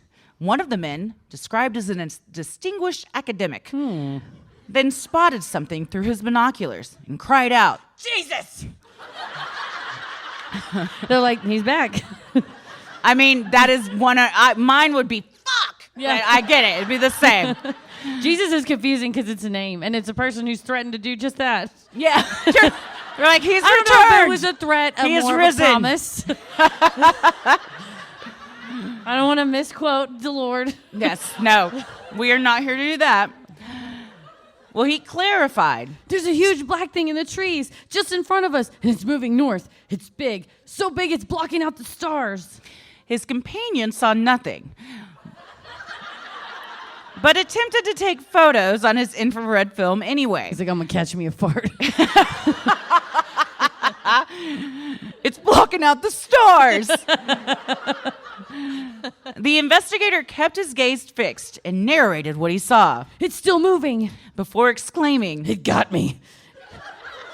It's saying, we are watching you. Eventually, the being disappeared. the investigator told his companion, It took control of my mind. It told me it was watching us. LSD is a hell of a drug. Well, you know, I Go have ahead. to admit. Rationalize it. Go ahead. Well, I have to admit, if I was another being, I don't know if it's a supernatural being or an interdimensional being, that I had the power of infiltrating people's minds and putting thoughts in their mind, I am doing nothing but tormenting them. Right? Like forever, you would be like, I see you in the bathroom. You're like, what? Just what anything. Everybody of like hates you. Exactly. Those people are talking shit about you. Forever. You know how all your coworkers, they told you that there's a fart in conference room? It's a lie. There's cameras in there. You're the only one that's It's been just you. doing it. It's just you. New Mexico educator Doug Hickman warns in Hunt for the Skinwalker that skinwalkers can exert control over minds, causing their victims to injure themselves or take their own lives. University of Nevada, Las Vegas, anthropologist Dan Benishek, who studies indigenous cultures in Native North America, told the authors of Hunt for the Skinwalker that according to the legend, The general view is that skinwalkers do terrible things. They make people sick, they commit murders, they're grave robbers and necrophiliacs. They're greedy, evil people who must kill a sibling or other relative to be initiated as a skinwalker. And they can turn into were-animals and travel in supernatural ways. according to the book, the Navajo do not speak about skinwalkers, especially with strangers, because A stranger who asks a question about skinwalkers just might be one himself looking for his next victim. what's the first rule of being a skinwalker? You don't talk about... You don't talk about being a skinwalker. You don't... So is Skinwalker Ranch cursed lands due to its violent history, or is the cause visitors from another planet? Patrick Wiggins, a spokesman for the Hansen Planetarium, told the Deseret News. My personal opinion, not speaking for the planetarium or Salt Lake County, is that the universe is teeming with life. There are more stars in the skies than there are grains of sand on planet Earth. The notion that anybody would say that out of an incredible number of stars that there's only one planet that has life on it, that's ludicrous. That's egocentric to the max. Anybody that in a statement to a publication uses to the max, To the max.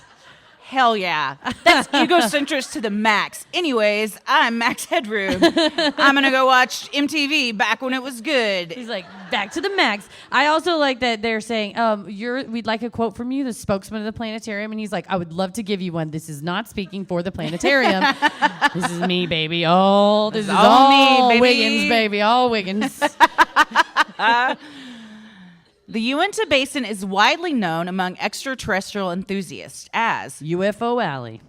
due to all of the alleged sightings over the years. In 1974, Frank Salisbury, a professor at the University of Utah, wrote the Uinta UFO Display, a factual compilation of hundreds of reports from local residents who had seen UFOs. Eventually, in the 70s, the Utah Highway Patrol received so many calls about UFOs that they stopped taking reports. That's why. Yeah, that's That's why. why they There were stopped too taking many of them.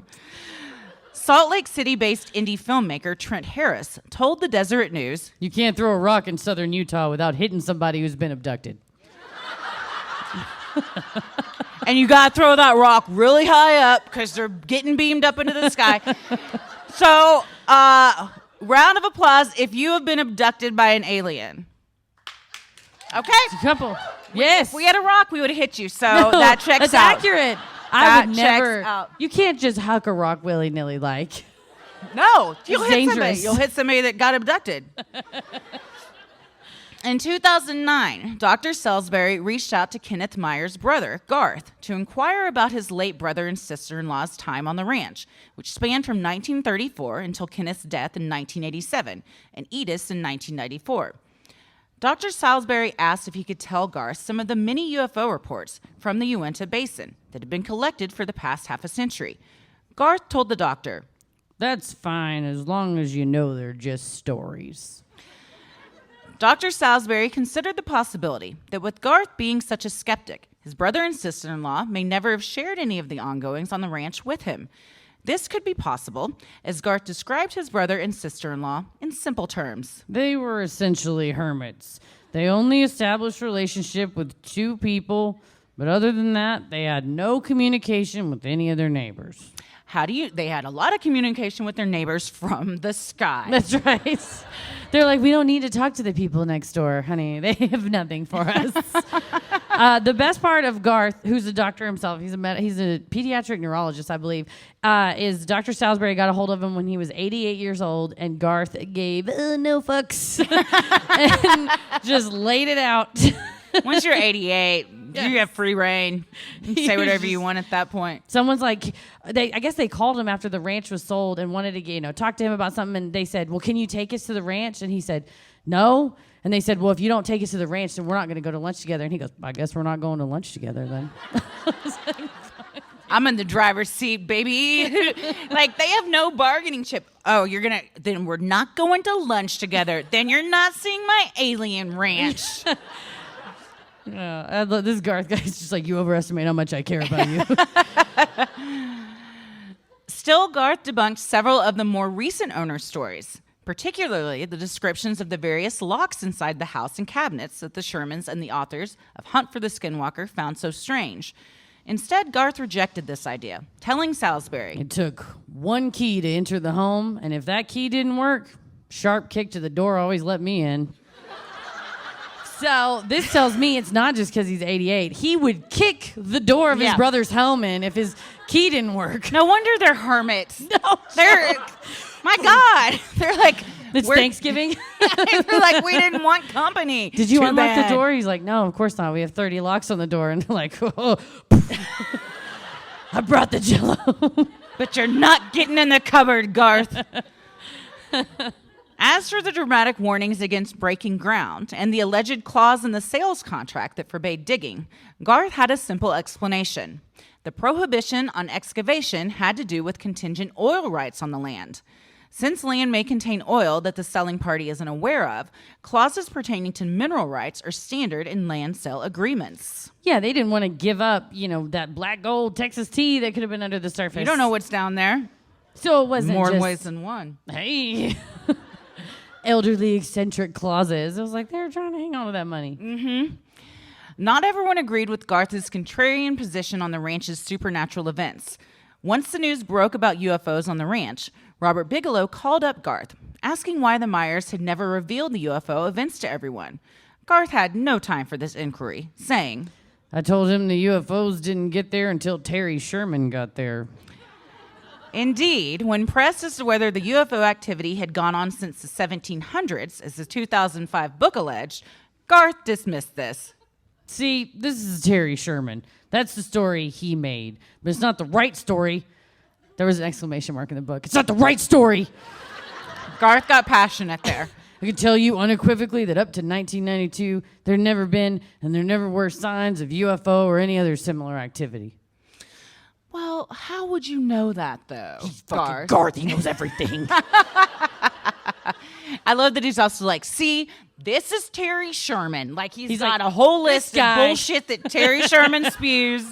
It's just one of the many things that makes him up. And he also said, I think one of the stories that the Shermans had told the investigators was the previous family had all these packs of giant guard dogs. And Garth's like, my brother had 1 dog and it had 3 legs. And they love that dog. Like, is it because an alien took one of the other ones? No. It's because he got hit by a tractor. And But it was a whole story. I won't go into it. There's like 1 single lock on the house that turns into 1,000, and 1 dog with 3 legs that turns into like a passel of guard dogs. No wonder Garth's fucking over it. He's so over it. He's like, and stop calling me too. Also, to say there's no activity of any UFO whatsoever in this area, to the man who's talked to like 5,000 people who think, most of whom were wrong, but who all said that they had seen UFOs. That's some big balls. Yeah. He's like, your whole life's a lie. Anyway, have a good day. For his part, History Channel's Dr. Taylor concedes that possibly not all of the anomalies on Skinwalker Ranch are the result of interdimensional portals or UFOs, but challenges the viewer in his trademark Alabama drawl. What if some of it were real? And that can be said for anything. He's also like, this is the first episode, and I would like to have more than one season of this job. So, And they're on season 2, so it works. This is like King of the Hill meets like what is it? The Like Oak Big Island. Bang Theory. Yeah, it's like Oak Island It because is. they're like always Yeah. like it's somebody's dirt. It's gonna found happen. dirt. You're like, there's 2 seasons, so we know nothing has happened. It's such a spoiler when you like. It's true. When we started watching Oak Island, there's 5 seasons. We're like, well, clearly they haven't fucking found any treasure. but it's Or- always something. It's a Why possibility. are we gonna start with season 1? Just jump in at the last thing. I will say, of all the History Channel shows, this one is the most ridiculous. It's funny. I thought it's shot almost comedically, but not intentionally. It's almost like Office style. Yes. where it's like very like reactionary and cut to. And yeah, Yeah, and they're like, we got to get Brandon on the line, and there's a big Zordon, like he does his face in the background. That's from Power Rangers. Not everybody, I think, got that reference, but it's some from Power did, Rangers. some did. But yeah, so it's there, like you said, there's a lot of edits. There's also Dragon is getting fed the fuck up with a lot of people because Dragon's gonna get a spinoff. They were like, we're gonna dig on the ranch, and Dragon's like, don't you dare. And then they say, well, shush, we're gonna do it anyway. He goes, it's like if I don't have 5 PhDs, no one cares about my feelings. Like, you know what they do care about? That's why he carries that thing around. He's like, I might not have a doctorate, but I got this assault rifle. yeah, he's like, somebody's gonna listen. Well, so what do we think? So many UFOs, you guys. So many locks on so many cabinets and so many UFOs. Well, I think there is recorded evidence, and I do appreciate Dr. Salisbury because he does not just he really does comb through it, and he'll say, I think we're talking about it like somebody's like, I saw a ball of red light in the sky, and it was very far away, and then it went away at this hour, and he's like, well, that was Venus. So people see that sometimes. It's always up there. It's just not like always. Would it be in your view. Mars? He said Venus. You see different planets at different times. Jupiter was fucking me up the other day. You got Because beef with Jupiter? Me and Jupiter is my favorite planet, but I have there's a freaking Mine's skylight. Oh, you love Earth? Okay, well now I look like a douche. You're like, I love Earth, and I'm like, give me more plastic straws. I'm going to Jupiter. But it shined in my eyes through a skylight. That's why we fought. Jupiter did? Yeah, it was rude. It was pretty rude. I felt like I was targeted, but. Well, I just watched. I would feel blessed if a planet like looked down upon me. I was cursed. I was scared because I had just watched Midnight Mass, and then any of the, I can't remember the guy's name that makes those, but the Bly Manor Hill House guy, there's always like glowing eyes and everything, and so at first blush it looked like a glowing eye. And then I thought maybe a UFO, and then I have an app that's called Sky Map. And then you hold it up, and it was like, it's Jupiter. So they needed them apps back then. Yeah, I think. that's that would have what- helped a lot of this. See, but if somebody had got to you to do an interview before you had done that, you would have been like, "There's a UFO There's up a there, dang- and I'm being targeted." I was being Yeah. picked on. But Salisbury does try to comb through them and say, okay, these are the ones that, 10 people who were at 4 different locations all saw something on this night at this time, and it was not explained by either air traffic in the area or by astronomy, that you can say, okay, this planet was aligned with this. So I think, undisputedly, there are UFOs. There's at least this area, I don't know if there's more UFOs or there was just more interest in charting them. So there's a lot of evidence of UFOs. There's like articles in these books. But does that necessarily mean that like a fart monster ripped a hole in the dimension? I like to hope Yes. so because I'm real optimistic. But do you think the UFOs are from outer space, or do you think they're government planes that maybe there's like a secret government testing facility around here flying stuff? Well, I would say if there was 1,000 different UFO sightings, probably 2 of them were interdimensional beings, and the rest was the government just pulling one over on us. Yeah. I think the government loves to like use the alien theory as their little scapegoat. try to get out of things. And Yeah, if they're like, well, we don't even have to explain it because all the nuts out there are just going to start saying We're it's not aliens. nuts, okay? Yeah, So- and then we're like, we're not nuts. You're hiding stuff from us. We're conspiracy theorists because you're conspiring against us. And too much of the stuff they've done that was a conspiracy has come true. So I think there can always be a grain of truth. But that makes total sense because if they were out, I don't know, buzzing around and people were all pissed off, they would be like, that wasn't us. Yeah. That's crazy. No, That's you're not going wild. to Somebody admit else to did like that. that was a secret plane that we're testing to use against our enemies. You're going to be like, well, I guess there was an alien and Yeah. they were wearing little overalls. Like they wore really cool white overalls. Like it was in 1993. They had one strap down. Did you do one strap on your overalls or? I never wore overalls. Okay, well. I didn't mean that rudely. I had to wear a school uniform. I didn't get the chance to wear overalls. Oh man, overalls. There's so many pockets. I feel like I don't have a body for overalls. I don't need. Nobody does. Well, they make everybody farmers look. do. Farmers do. It's a look. I wouldn't know if it's a good look. Yeah. I've always been like, these would be so comfortable to wear, but I'm like, but I look like a large child. Yeah. Like, I think I wore them once as a character in a sketch show. Oh, okay. And Yeah. I was like, damn, I wish that like I could just be this character all the time because these are real comfortable. just gonna walk around in this. That's most comfortable clothes. Of like, I look in the mirror. I'm like, oh, they're not gonna let me on an airplane in this. They did. If They you will. have a ticket. Turns out they'll let you on in most stuff. Pretty much nowadays, if you have a ticket and you're not like actively spitting on someone or cursing or just chugging vodka. Although they're they like, didn't let that woman on a few weeks ago because her shorts were too short. Oh, I don't think that's for you to decide, airlines. Yeah. That's for her to make a horrible choice of putting nude thighs on a vinyl seat that other people's butts have sweated into, that you don't even have the fabric to soak it up, and then you sweat into it. You're raw dogging a plane seat. And I think people should be allowed to do that. If you want a raw dog a plane seat, you do that. Go ahead. That's not for the TSA. It's not for the FAA. It should be like at the gym. Like you got to clean that Wipe it off, yeah. after. Yeah, you gotta you're done wipe it with off. I'm before not saying- somebody else sits on it. You wipe after you raw dog that seat, but you can. That's freedom, man. That is how So you get an aisle seat, though. That's You're like, right. yeah, you want to sit there? Go ahead. And they're like, I'll take the middle. It's fine. And it's gonna make her wear a seatbelt because it's slippery. And if they start to hit that, there's turbulence. What? She slip right out like a slip and slide. Right out. Yeah. I'm just describing what my thighs do when there's not fabric between them and something.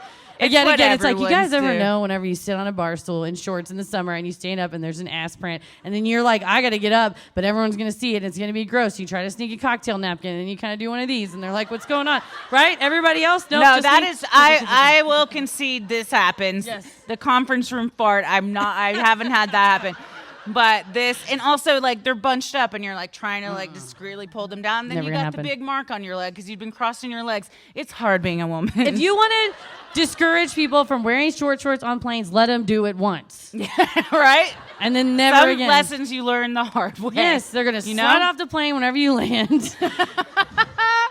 And they're like, in the event of an emergency, things will deploy, but also we're just going to hang you out the window. And everyone's just going to slide right down your buttocks Whoop. and your legs straight into the water. Lick slick thighs. Yeah. Oh, man. Well, that's Skinwalker Ranch, Yes. you guys. That's the ranch. Yeah. But we're not finished yet. Not finished yet. So, if you're a Patreon, somebody already knows, Y'all probably know. because the Y'all live know. show came out. Yeah, if you're a Patreon, this is a bit we do on our Patreon. We We got it. have something. We may have something. No, I left the skull. You left The the skull in skull wouldn't Dallas. fit in my suitcase. The skull wouldn't fit in my suitcase. I was like, what can I take out? I have to have clothes.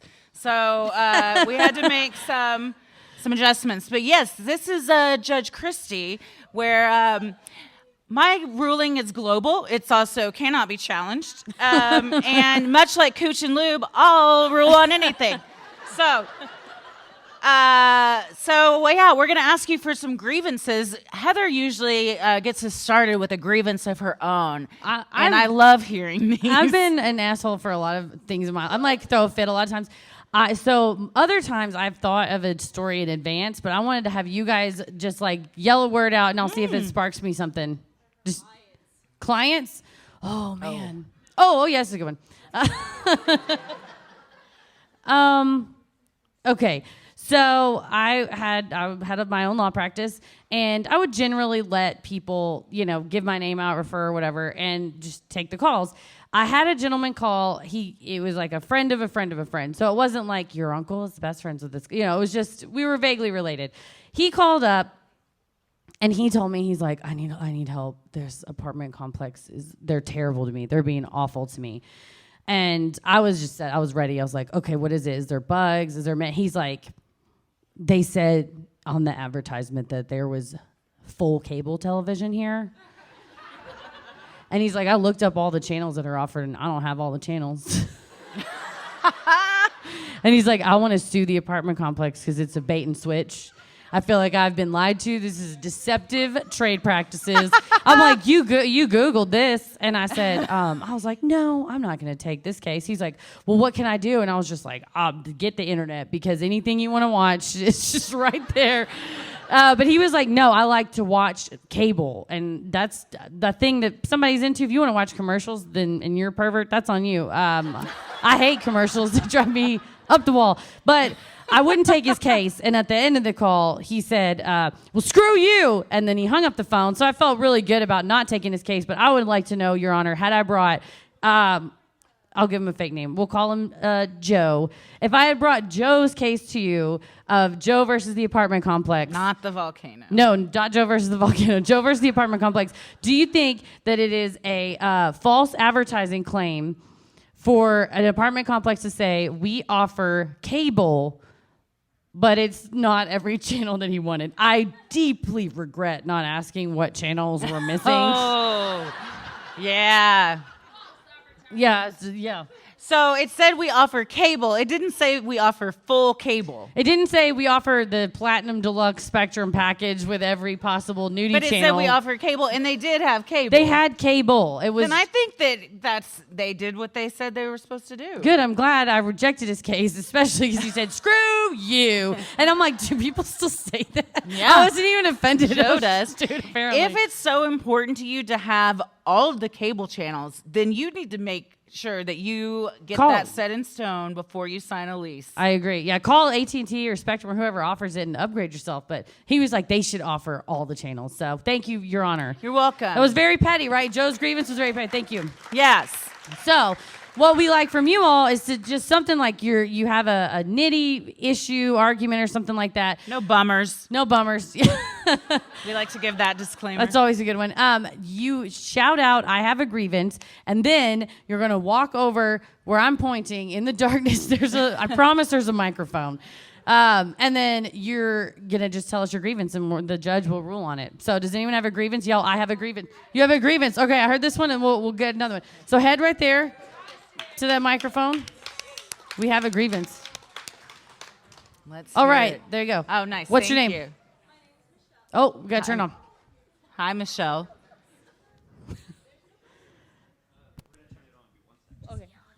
They're going to turn it Oh, on. we got you. Oh, there we go.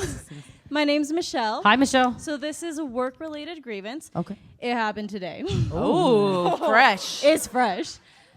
So just for some background, I'm an auditor. Okay. So you don't have to clap. It's a boring job. It's fine.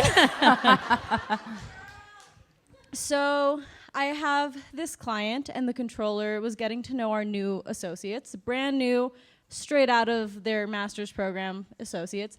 I'm in my second year, so I have a little bit of experience. And one of my senior associates, who's right above me, is quitting. His last day's tomorrow. So we introduce our two associates. One's a man and one's a woman. Mm-hmm. And then the controller at the end of the meeting says, so let's call him Joe. Okay. So Joe. He's all over the Joe's place. getting a bad rap tonight. His name's Joe. We're sorry. No, Joe is the associate, Okay. the male associate. So he goes, so Joe, are you replacing Bob, the senior associate? Mm-hmm. And I look at him and I think, I've been here a whole year. We told him he was a new associate. Why the fuck does this man think that a man is above me? So he was He presumptuous. was making an assumption. He that, assumed yeah. that the man was above all, because the rest of the team is women. He assumed that the man was above the rest of the women. Welcome to the United States of America. So, naturally, since I'm still relatively new, I didn't want to fight the controller of a pretty big corporation. So I just stared at him a little bit via Stink eye. Zoom, Silently hating him. silently hating him. And I brought it up to my manager. I was like, did you think this was weird? And she was like, I don't know. So what do you think, Judge Christie? Was it misogyny, or Yes. is it in my head? 1,000%. Slam dunk misogyny. Yeah. Good on you for the self-control of not being like, actually. I would have totally been like, no, he's not. I am. I but thank you. struggled so hard not to roll my eyes at this man. Yeah, I mean that's. I think that's unfortunately very common. Yeah, especially in because auditing that's like the accounting world. Especially in Utah. Yeah. Oh well, that too. But Yeah, I women mean, I don't don't know know. numbers. But yeah, I being in the legal field, I got a lot of like in Texas, so I can relate ish. I don't know. I think it's about the secretary? same. Yes, all the time. I would answer my office phone, who they called me when I was general counsel of a company, and be like, "Hey, sweetie, can you put the general counsel on the line?" I was like, "I just need your full name so I can just ban you from ever doing business here." So your phone number, where do you live? I'm probably gonna come by and egg your house. 'Cause that's what I do. No, that's tough because you don't, like you said, you want to maintain professionalism, and that's the struggle of being a professional woman in the workplace is that you can't just go, excuse me. asshole. Yeah, exactly. I think you can say it in a way that isn't aggressive. You gotta 'cause have then you're Christy. just an aggressive, crazy woman in the workplace. But And yeah, so, like, I that's think, what I always struggle with. Yeah. Yeah. I think it's a badass move to be like, oh no, actually I am. I've been here a year longer than him, so I'm above him. And it's facts. You're not like, you know what I mean? You're not. It's a flex also, but it's like a factual flex, and also, I like to use opportunities like that as a little a learning opportunity for someone that's like. Don't make the assumption that just because he's the only guy in the room that he is above the rest of us. That's a good way to do it. And also, I like to do because y'all know I'm petty. I like to do it of like, you know, if they say, oh yeah, you know, you're gonna replace so and so because you know you're more senior. I'd be like, oh yeah, remind me again, what year did you graduate? And they're like, oh, 2021. And you're like, oh yeah, that's right. I always forget because I'm 2019 and you're 2021. I always forget. Thank you so much. Thank you, ladies. That's and then Yes, just being final ruling. It was misogynistic. Congrats on your promotion. Who else has a grievance? Oh, we had one over here already, right? grievance. Somebody over You here. have to had yell, a I have a grievance? grievance. Yes, Heather really likes the part where you yell, my "I favorite have a part. grievance." You don't have So to you yell have to yell it. Yes. Okay. All right. Are you on the mic? Okay. Yes. Okay. All right. What's What your is name? Hi, I'm Rachel, Hi, Rachel. Hello. and I have a relationship issue actually. Love it. Okay. So I'm here with my partner James. Hi, Hi, James. James. And Sorry.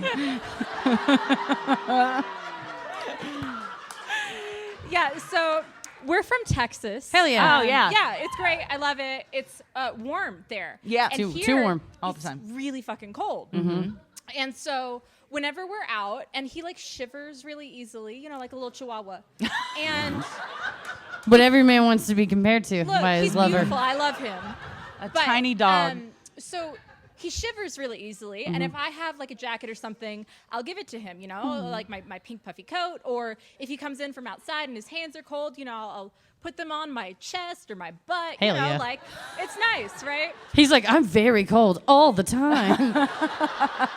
So, but here's the thing though, is if I'm getting in bed after him and my feet are chilly, and I like scoot a little bit towards him, And say it again. if I scoot a little bit towards him and my feet are chilly, he will fuck off to the other side of the bed. James. Yeah. James. And we got a king size bed too, so like that's really Oh, far you can away. get far. You can get far. So like I understand in relationships you give without, you know, like Expectation. needing Wanting a return, something in right? return. And like it's not all tit for tat and all of that, but I just feel like at some point there is a certain amount of warmth, literal and Literal, figurative warmth, yes. that partners should reciprocate to each Yes. other. So You're I just giving wanted to him know. your tit for his tat. yes.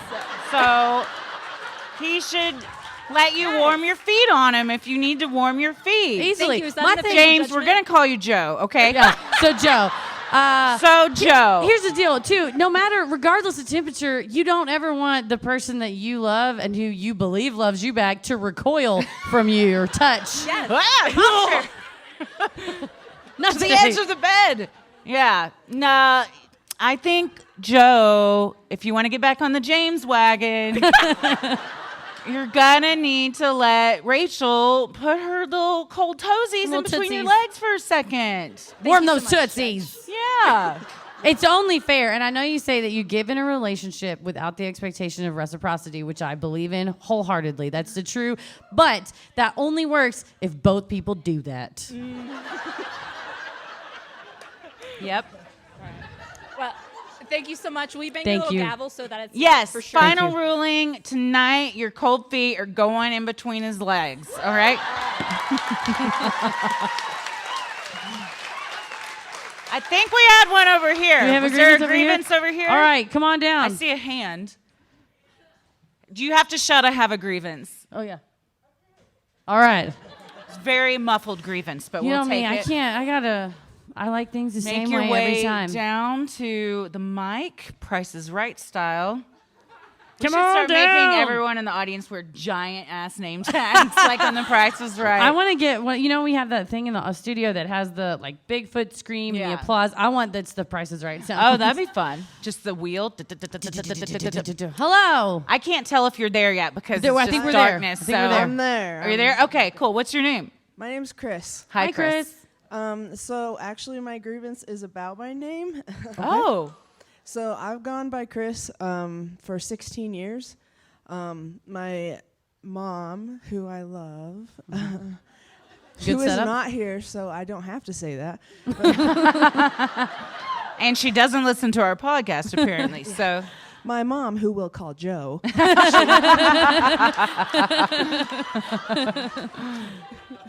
she refuses to call me Chris. Like, my first name is Amanda, and she always says, like, I call you Amanda because it means worthy of love. And, like, I'm like, well, if I'm worthy of love, maybe then call me by the name I want to go by. call me by the right name. Anyway, like, yeah, but as a parent, I know that if my son, like, changed his name, like, I don't know, it would be hard for me. So I guess my grievance is, like, I'm not sure what to tell my mom, and also, like, what do I tell my kid when he freaks out at my mom because she's not calling me by the right name? That's tough. Mm-hmm. Yeah. Well, I think that the worthy of love is a good explanation from your mom's angle, but I would, maybe ask her, why do you feel that the name is necessary to show me that I'm worthy of love? And wouldn't this simple request, and even if she accidentally is like, Amanda, oh, sorry, I meant Chris, if she at least shows some sort of effort. But I think the defiance and then sort of using because I love you so much, I'm going to ignore what you asked me to do. That I would just A little maybe bit of gaslighting. Let's explore this, Mom. Like, what? I know you say it means I'm worthy of love, and I appreciate that. And I know you make me feel like I'm worthy of love. You don't necessarily make me feel respected, though, when I ask something of you and you disregard it. Is it possible for you to at least explain to me? Is there something I'm missing here? Are you afraid to tell me? Because I think a lot of times people act out and then say, oh, I'm just doing it because I'm tired, or I'm just doing it because of this, or I'm doing it because your name means worthy of love. But there's an underlying underlying reason. thing. Yeah. If she's like, well, I picked Amanda because this, and it hurts my feelings that you seem like you don't like it, then that's something y'all can work through together. But I think a lot of times people's first reasoning behind of like, you hurt me, and someone's like, well, I didn't mean to. Their first thing that they say is never really the truth. So maybe try to like dig down to the bottom of it. Yeah. How old is your son? He's 13. Oh, yikes. God Yeah. help me.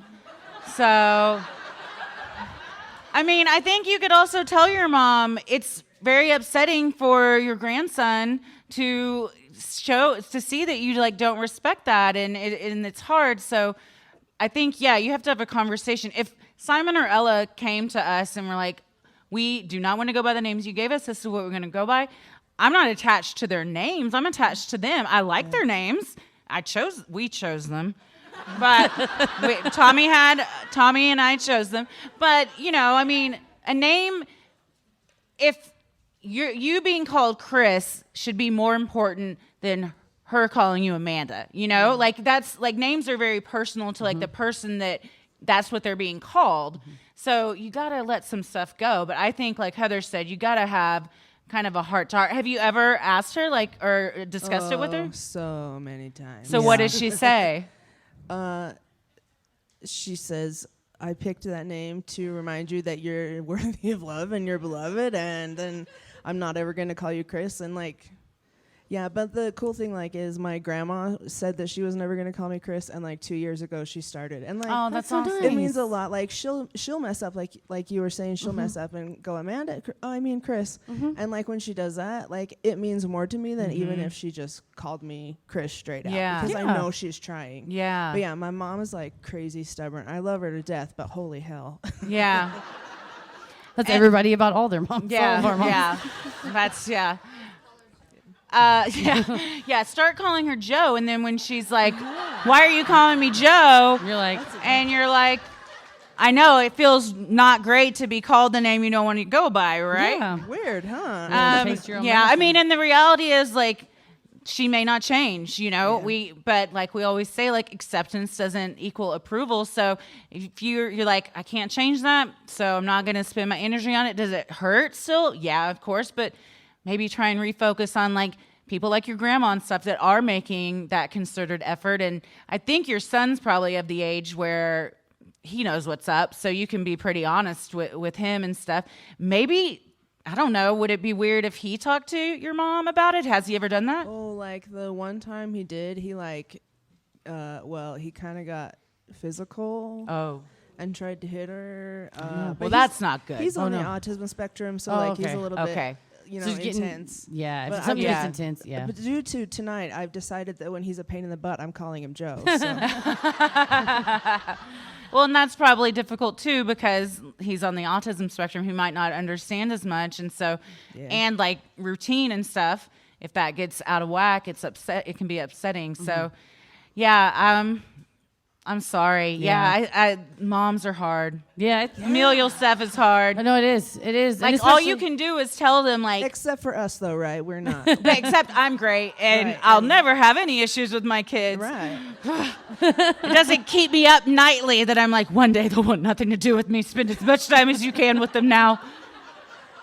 Y'all laughing. She's not joking. Not even a little. Yeah, I mean, if you said everything you can say and she knows that, then it's on her to change, you know, and like there's sometimes it's out of our control. And if like you know that, then it kind of lessens the burden if you if you go into it knowing like, I know she's gonna call me Amanda. Do I accept this? I guess I have to. Do I approve of it? No. But then you're like, well, I can't. It takes the stress less of you always like figuring out how you can change her because you probably can't, you know. No, yeah. And That's if on you her. can't correct her and she won't listen, I would maybe just say, we don't have to address this anymore. But whatever reasons you have them. But I want you to know every time you call me Amanda, it deeply hurts me. I'm not going to correct you anymore. You're allowed to do whatever you want to do. I just want you to know that the consequences, you're free to have whatever actions you want to have, but the consequences of those actions is you're hurting me, you're upsetting my son. And if that's more important to you than respecting what I've asked you to do, that's a choice you're making. And then maybe we can't hang out as much because it really does hurt me. Nice. I like to thank always you. tell Yeah. That's awesome. Oh, Thank we got you, another Chris. grievance. Thank you. Call him. Official Chris. Is your grievance your name is Joe and you want us We've to hurt your stop? feelings. Is that what's happening right now? A major one. Oh, a I gotta major hear the major grievance. grievance. It's right Major here. If you can grievance. see where I'm pointing.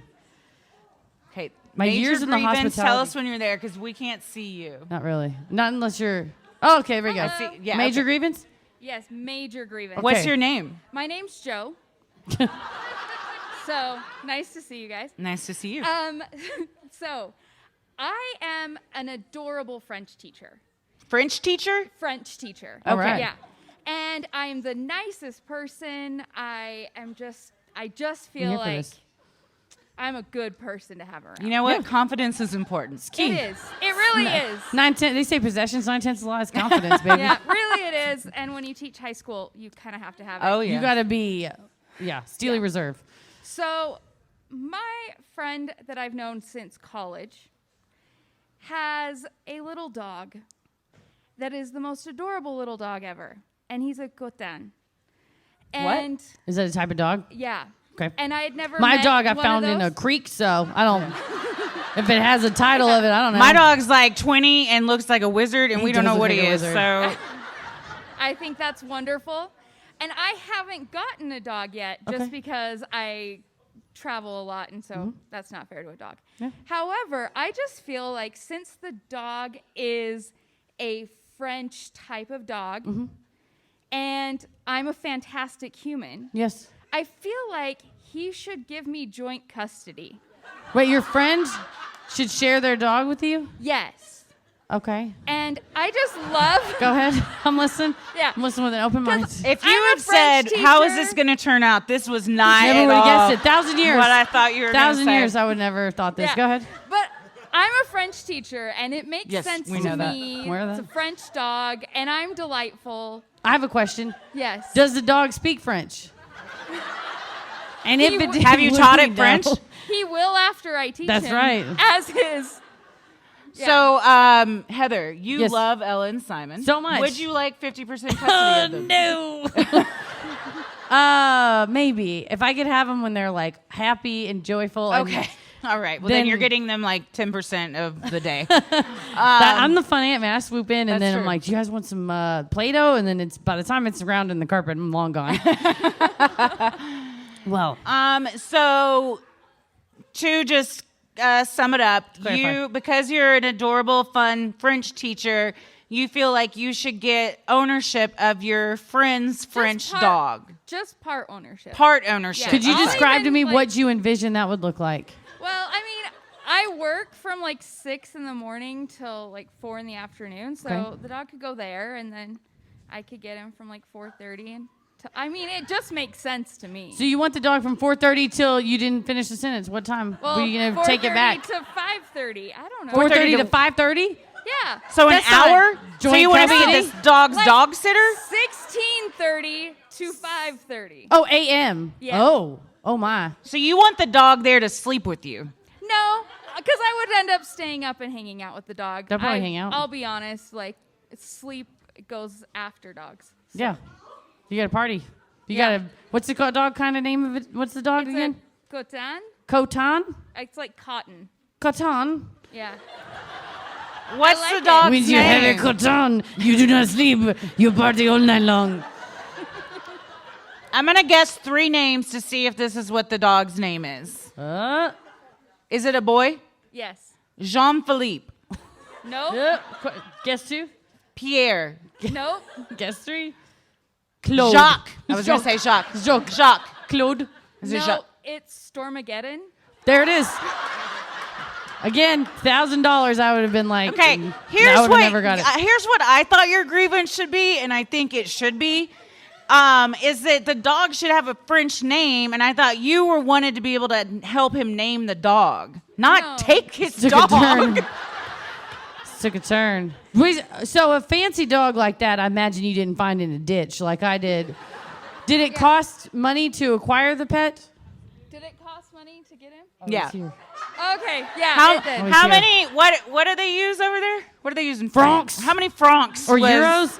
I get Stormageddon? thrown about what countries I use don't what anymore. think that he got him in France. And Wait, you got him all the way in France? No, he did not. Oh, okay. No, I was making a joke. Oh, I Yeah, was I confused. get it. Yeah. I started thinking about foreign currency, and I was like, someone's gonna tell me. I'm How wrong. how much was the dog? 500 Are you the euros? owner? Get up here. Get up to the microphone, sir. What? Please. We didn't know you were here. Okay, first, why is the dog's name Stormageddon and not a French name? We're coming. We'll have answers. What's your name? Originally, sorry, what's that? What's your name? My name's Chris. Hi, Chris. Hi. Chris. Originally, his name was Louis. Louis? When he was with the people who. Come a little closer to the microphone. Oh, sorry. There you go. Oh, I'm 6 foot, and this is. Yeah. Are you squatting down? Yeah, he's hunkering. How He's are you hunkering really down. tall, or is that microphone It's really tiny. short? The microphone's pretty low. Thanks for trying. Yeah, no, it's comfortable. The I'm mic good is like 5'5". this. The mic. Take it out. Do a type 5. Pull it out of the mic Yeah, stand. pull Tell it us- out. Give it to us. Be loose. We're all friends here. There you go. I mean, don't unplug it because we got to be able to hear you. But can you try it again? Did you unplug it? I just said don't unplug it. May we have pull some it out of the assistance? thing, though. Wise guys, friends. The cord fell out my balls. Okay, couldn't there we believe go. it was Thank great. you. Okay, Thank you. we're good. Okay, go ahead. Sorry, what was the question? So yeah, his name was Yeah, originally Why'd you Louis. name his There's been a lot. His name He's was named Louis. after Louis. Which The Louis? 14th. Okay, good. That's good. We hadn't canceled Not that one yet. CK. Have we? Is he bad? But I don't know. when my ex and I adopted him, we called him Stormageddon Dark Lord of All because he weighs 10 pounds and is a little white fluffy French dog. Okay. And I cannot think of anything less intimidating. When So you're what at does a dog park. Stormageddon mean? It's from Doctor Who. Oh, I don't also watch Texas that. in February. I That don't happened watch to us. that. It was Yeah, bad. I thought maybe he was rescued in an ice storm because Same. that's what was all over the news for like 3 months where we lived. Same. Was Stormageddon. When I have a question, side question. When you're in a dog park and it runs off, and you got to yell for it, do you just yell Stormageddon? And Yes. then people around you hunker down and Unless go. he's They really try to save in their trouble. families. Oh yeah, Stormageddon! It's not like it's happening. But if he's in trouble, do you use his full name? Which I don't remember even. Stormageddon Dark Lord of All. Dark Lord what? I'm Dark like Lord hearing of you, all. but I don't know Dark what you're Lord saying. of all. Dark Lord of All, like Satan.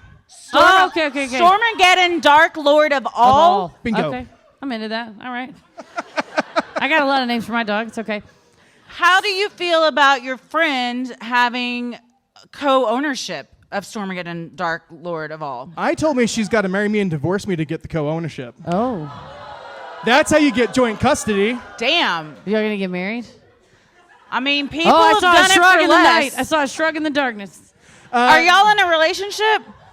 We just started dating. Congrats. Damn. One person yelled no, and the other one was like, well, it's going Yeah, pretty she's well. like, no. And they're in guess the it is. same room, and they're standing right next to each other. Wow. Was that French? Mwah. That's French. Yes. Well, So let's take it in turn. I'm Yeah. willing to share custody. what's that? I'm willing to share custody. Oh, you A worked it out amongst resolution. yourselves. It's a miracle because yesterday he said no. He said Well, no. you know what? That's the power of the judge. It's the power of the gavel. Is now you have joint custody. custody. Can I say though, just think about adding in like you've already given like 7 names to the dog. Just throw another one in there that's also French. Yeah, like Lay Stormageddon. Oh yeah. Lay Stormageddon, Dark Joint Lord custody. of all. That's it. Custody. That's what you do. Oh, man. Let's see. Who else do we got One time more for grievance? one more We got grievance? one more grievance. Oh my God, So there's much screaming. so many. Oh, it's one person. Then that's what I want to Then hear. go out there. That's They what I just mean. Shut it down you with that. threw your voice. Sounded like Dark Lord of all. The voice can be everywhere. Under the ground, vibrations. We don't know. Come up to this short microphone. Come up to the tiny microphone. You gotta get on your knees, talk to the mic. We can't see you. We don't know what you're doing out there. What is your name? My name's Ev. Ev, what's Ev. up? Mine is so fucking dumb. I'm into But it. Hold on. Did you hear the last one? You've been in the room. You've been here. You're good. Did you just get here? You're good. You're good. I was with my boyfriend, whose name is not Joe. Okay. And we went to the store to get cheese. Oh, Okay. hell yeah. And he picked up a jar of queso Yeah. and he said, cheese. We got cheese. And I'm like, no, I mean like cheese. And he goes, well, look at the ingredients. There's cheese in this, so this is cheese. What the fuck? Okay. Is We- queso just cheese? Even though cheese is an ingredient? We have Wait. What was the name on the jar? What was the brand? Is it Frito? Tostitos? Tostitos. Tostitos, yeah. Tostitos. You didn't even know the name offhand. Okay. You don't know anything about cheese. You don't know anything. You don't know what it's like We're to from be Texas, in Denver and where you order queso and they bring you water with lumps in it. queso is king. We just were in Colorado. Colorado. There was a whole debate about. I think we We already shut it talked up. about it. Where Colorado is great. Their queso can eat my ass. It was like, I'm not here to say a state should be forced to secede from the union. but they should be forced to secede being able to sell queso Yeah, in you're any banned. restaurant. Because Shut it it was down. like you took a bottle of water and just threw like a cheese cube in it and then melted it. It was very thin. Gross. Where do we get it? Oh wow, people are This very was in angry. Estes. You're in Denver. This was in Estes Park. It was at a place called Ed's Cantina. So I should have known from the sign a person named Ed. Should have That's taken on that. us, honestly. their That was on queso. us. But then also Paris got queso Oh, he got in the lamb hotel, queso at the and Stanley he Hotel. was like, "It's just thin again." We're like, "That's how they do it here." Too thin. Yeah, well, it's the altitude. Just thins it out. Whatever the altitude does to that queso is what happened to our insides. Just liquefied, wrecked. People So, leave that TripAdvisor review. I'm very passionate about cheese, same. as is Heather. Chrissy knows more about cheese.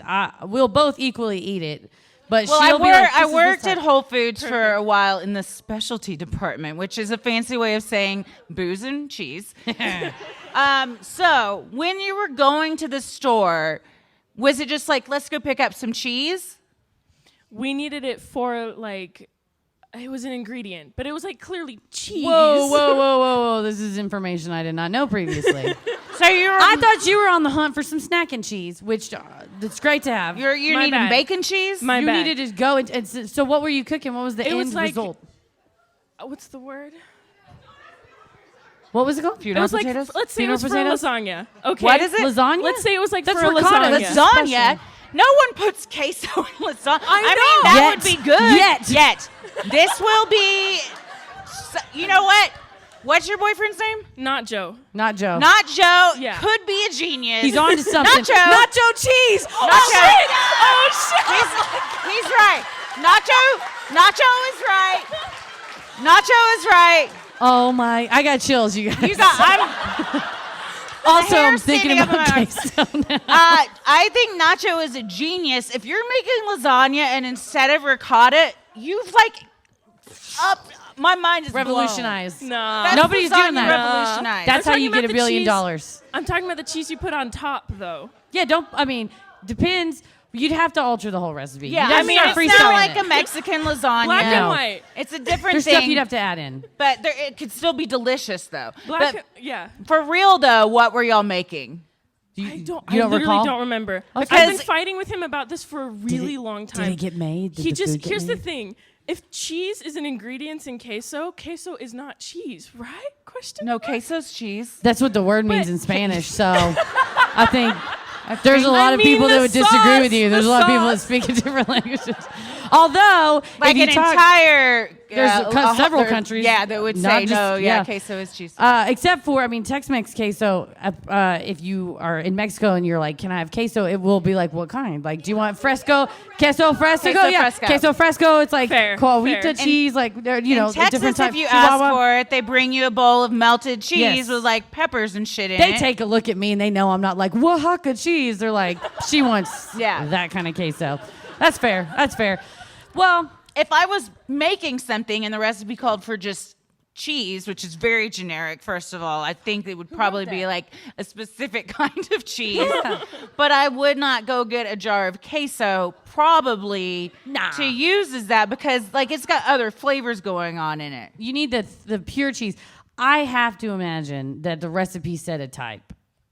There's no way it said, and then you add Or it's flour, one of those- sugar, cheese. Like, there's so many and questions. then because if that's the case, then I didn't want to know what the instructions were because you'd be like, put a bunch of shit together and put in the oven. I don't know. You figure it out.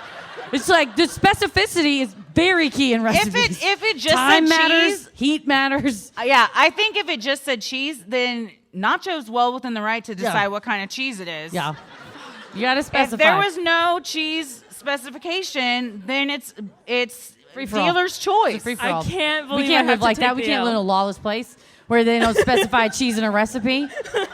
No. It was That's- my I don't want to head, live in a the place like recipe. that. I'm eating a That's the portal. mark of an unhinged person. If Yes. you just put Loose. cheese on something. Liz, you can't just be like, I'm a recipe writer now. Stilton, And you just Blue. magnetic. Brie. Yes. Camembert. You cheddar. showed me a new cheese the other day that had more cheese in it. It was like the mozzarella with stuff in it. Burrata. There you go. I called it I just. Do y'all like it or no? Yeah, it was That was was a good. sexual groan, not like a disgusting Okay. groan. Yeah. Which I do to cheese a lot. I'm Yes. like, oh, this queso. Oh yeah. That's why, like, you got to know what kind of cheese you're getting here. She said she was a cheese slut. Oh, And same. I'm like, yeah, for sure. Same. Proud cheese slut, right That's here. what I'm going to put on the back of my jean Yes. jacket. Cheese slut. Yes. So as a I will go under the bleachers with a hunk of brie. I've done that before. In high school, my mom didn't ever have to ask what we did because my wife, Leanne, who's here, we went to, some friends were like, we're going to go smoke drugs in this trailer out of this cool place in the woods. And we went with a block of cheese and we cut it in half and we each ate half of it. And then my mom's like, "Were kids smoking drugs?" And I was like, maybe. I was knee deep in some mild, Velveeta. Yeah, it was Velveeta. It was like just the government cheese. That block. cheese is good though. It's like squishy Oh, and yeah. weird. That's but a cheese also, product. Yes, it's like a loaf of cheese. Yeah, the government has had to be like, it's cheese, not all the way. It's cheese-esque.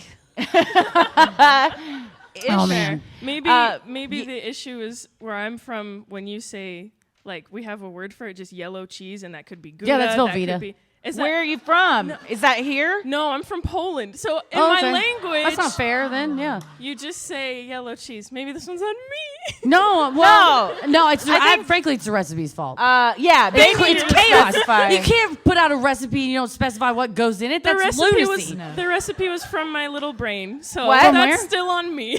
It's from you? Oh, from your own brain? Yes. Oh, no, that's on you then, yeah. That's lawlessness.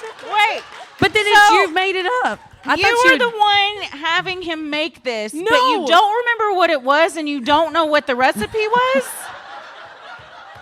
He knew it was You lasagna. set him up to fail. He knew it was lasagna. You can't put queso on lasagna. Oh, it was Yeah, it's lasagna. ricotta. Well, you can put queso on anything But as far sure. as I'm concerned.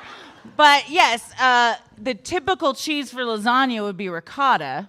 And mozzarella. And mozzarella. On the top, yeah. Yeah. Yeah, ricotta in the middle, mozzarella Yeah. on top. Yeah, this is an issue, I think, in communication. Fair. Is what we've boiled this all down to. It's not really about the cheese. It's about how you communicate with one another.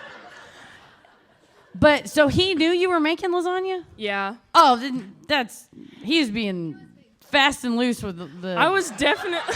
Has he ever had lasagna before? Did he ever watch Garfield? Did you? I mean, you can see it's white cheese.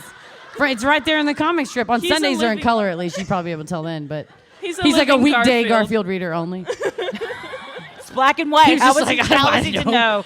I don't know.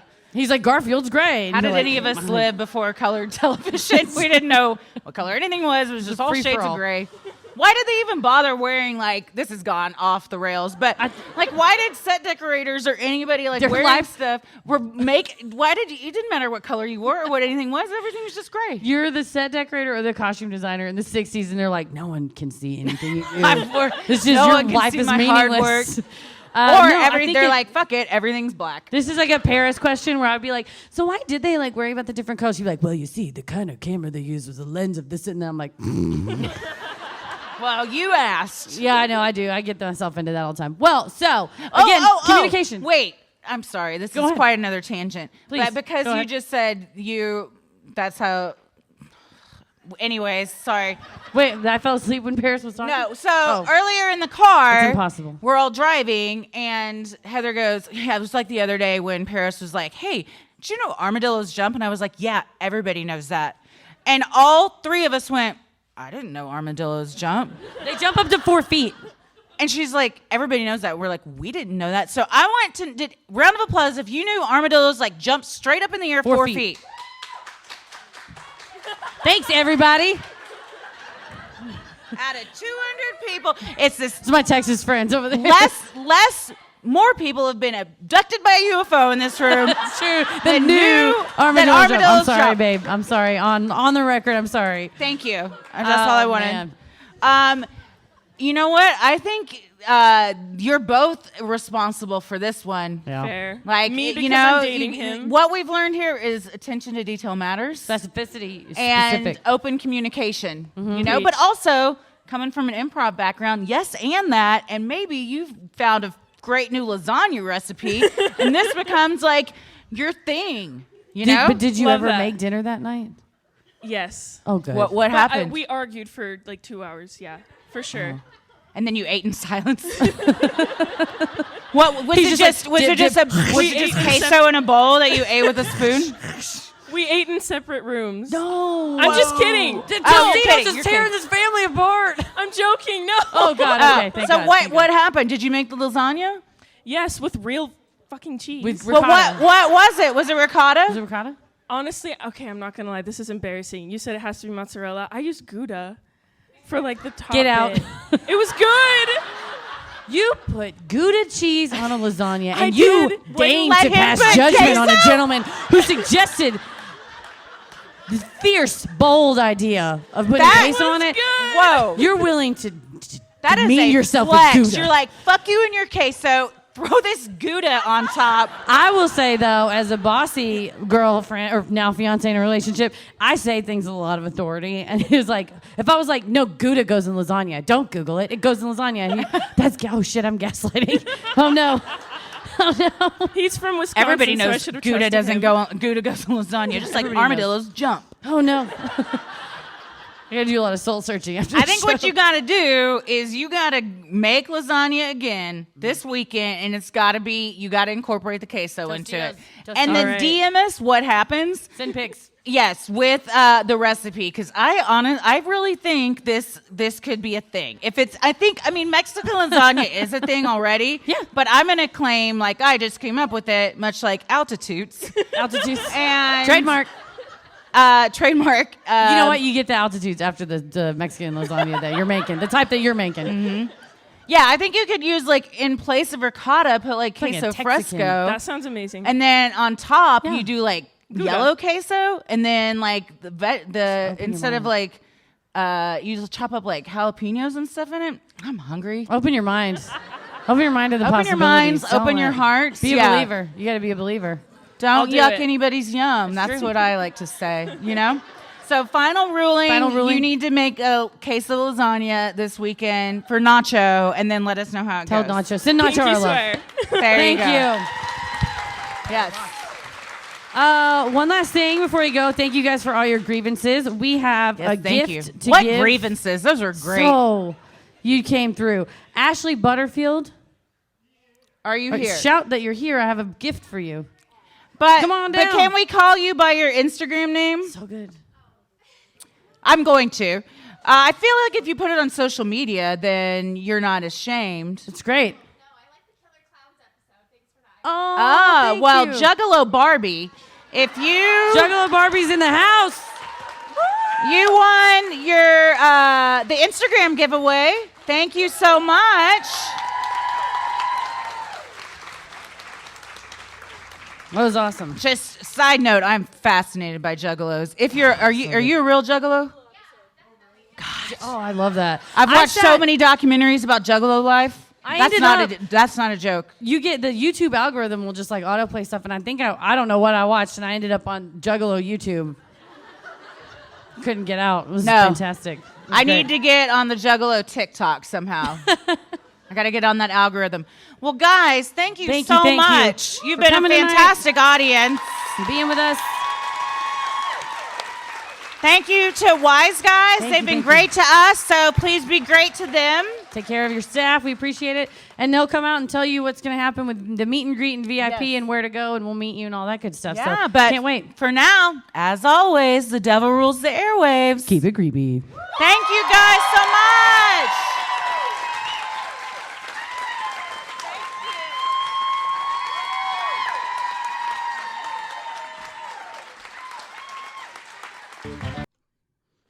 Thank you guys so much for supporting the show on Patreon. Here are your special Patreon shoutouts.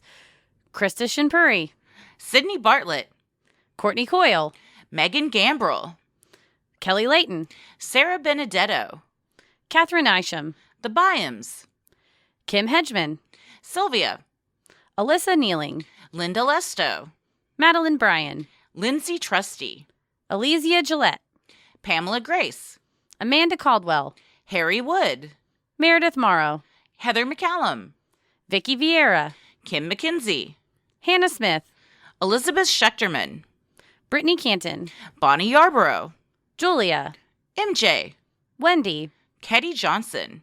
Abby D. Barton, Oh my goodness gracious. You got to read this one, even though you just read the last one. Today is the day, ladies and gentlemen. Nancy McKinney, my mother. Thank you so much, Mom. Nancy, we appreciate it. Thank you so much. Also, thank you to Laura Arvald, Torin Perkins, Tyler Caldwell, Elizabeth Gargon, Gary Hamill, C. Delaney, Tammy Kunkler, Stephanie, Morgan Pertzborn, Cara Roach, Chelsea Hammond, Anna Watkins, Jessica Young, Diane Gilliamet, Tony Salerno, Macy Starry, Sherry Kay, Shelby, Kit Mayle, Shane Wakefield, Noel Ferguson, Akika, Tor, Mallory Deason, Aaron Stalinga, Kristen, Brooke Stanton, Ashley Jorgensen, Hannah, Sam H., Annie Marie, Ariel Gould, Victoria Melly, who was my intern at Legal Aid. Thank you, Victoria, and a nice. delightful good friend of mine. Always texts me the greatest and latest true crime news. I appreciate you, Victoria, and I appreciate you, Kayla Johnston, and JoJo, Holly Tregurtha, Kyla Milstead, Mandy, Carolyn Day, Jennifer Powers, Chrissy, Bonnie Ramirez, Caitlin Argyle, Nika Martinez, Elena Wheeler, Sarah Skelly. Thank you guys so much for supporting the show. We couldn't do this without you. We sincerely appreciate it. Stay safe, stay healthy, and keep it creepy. Wah-ha-ha.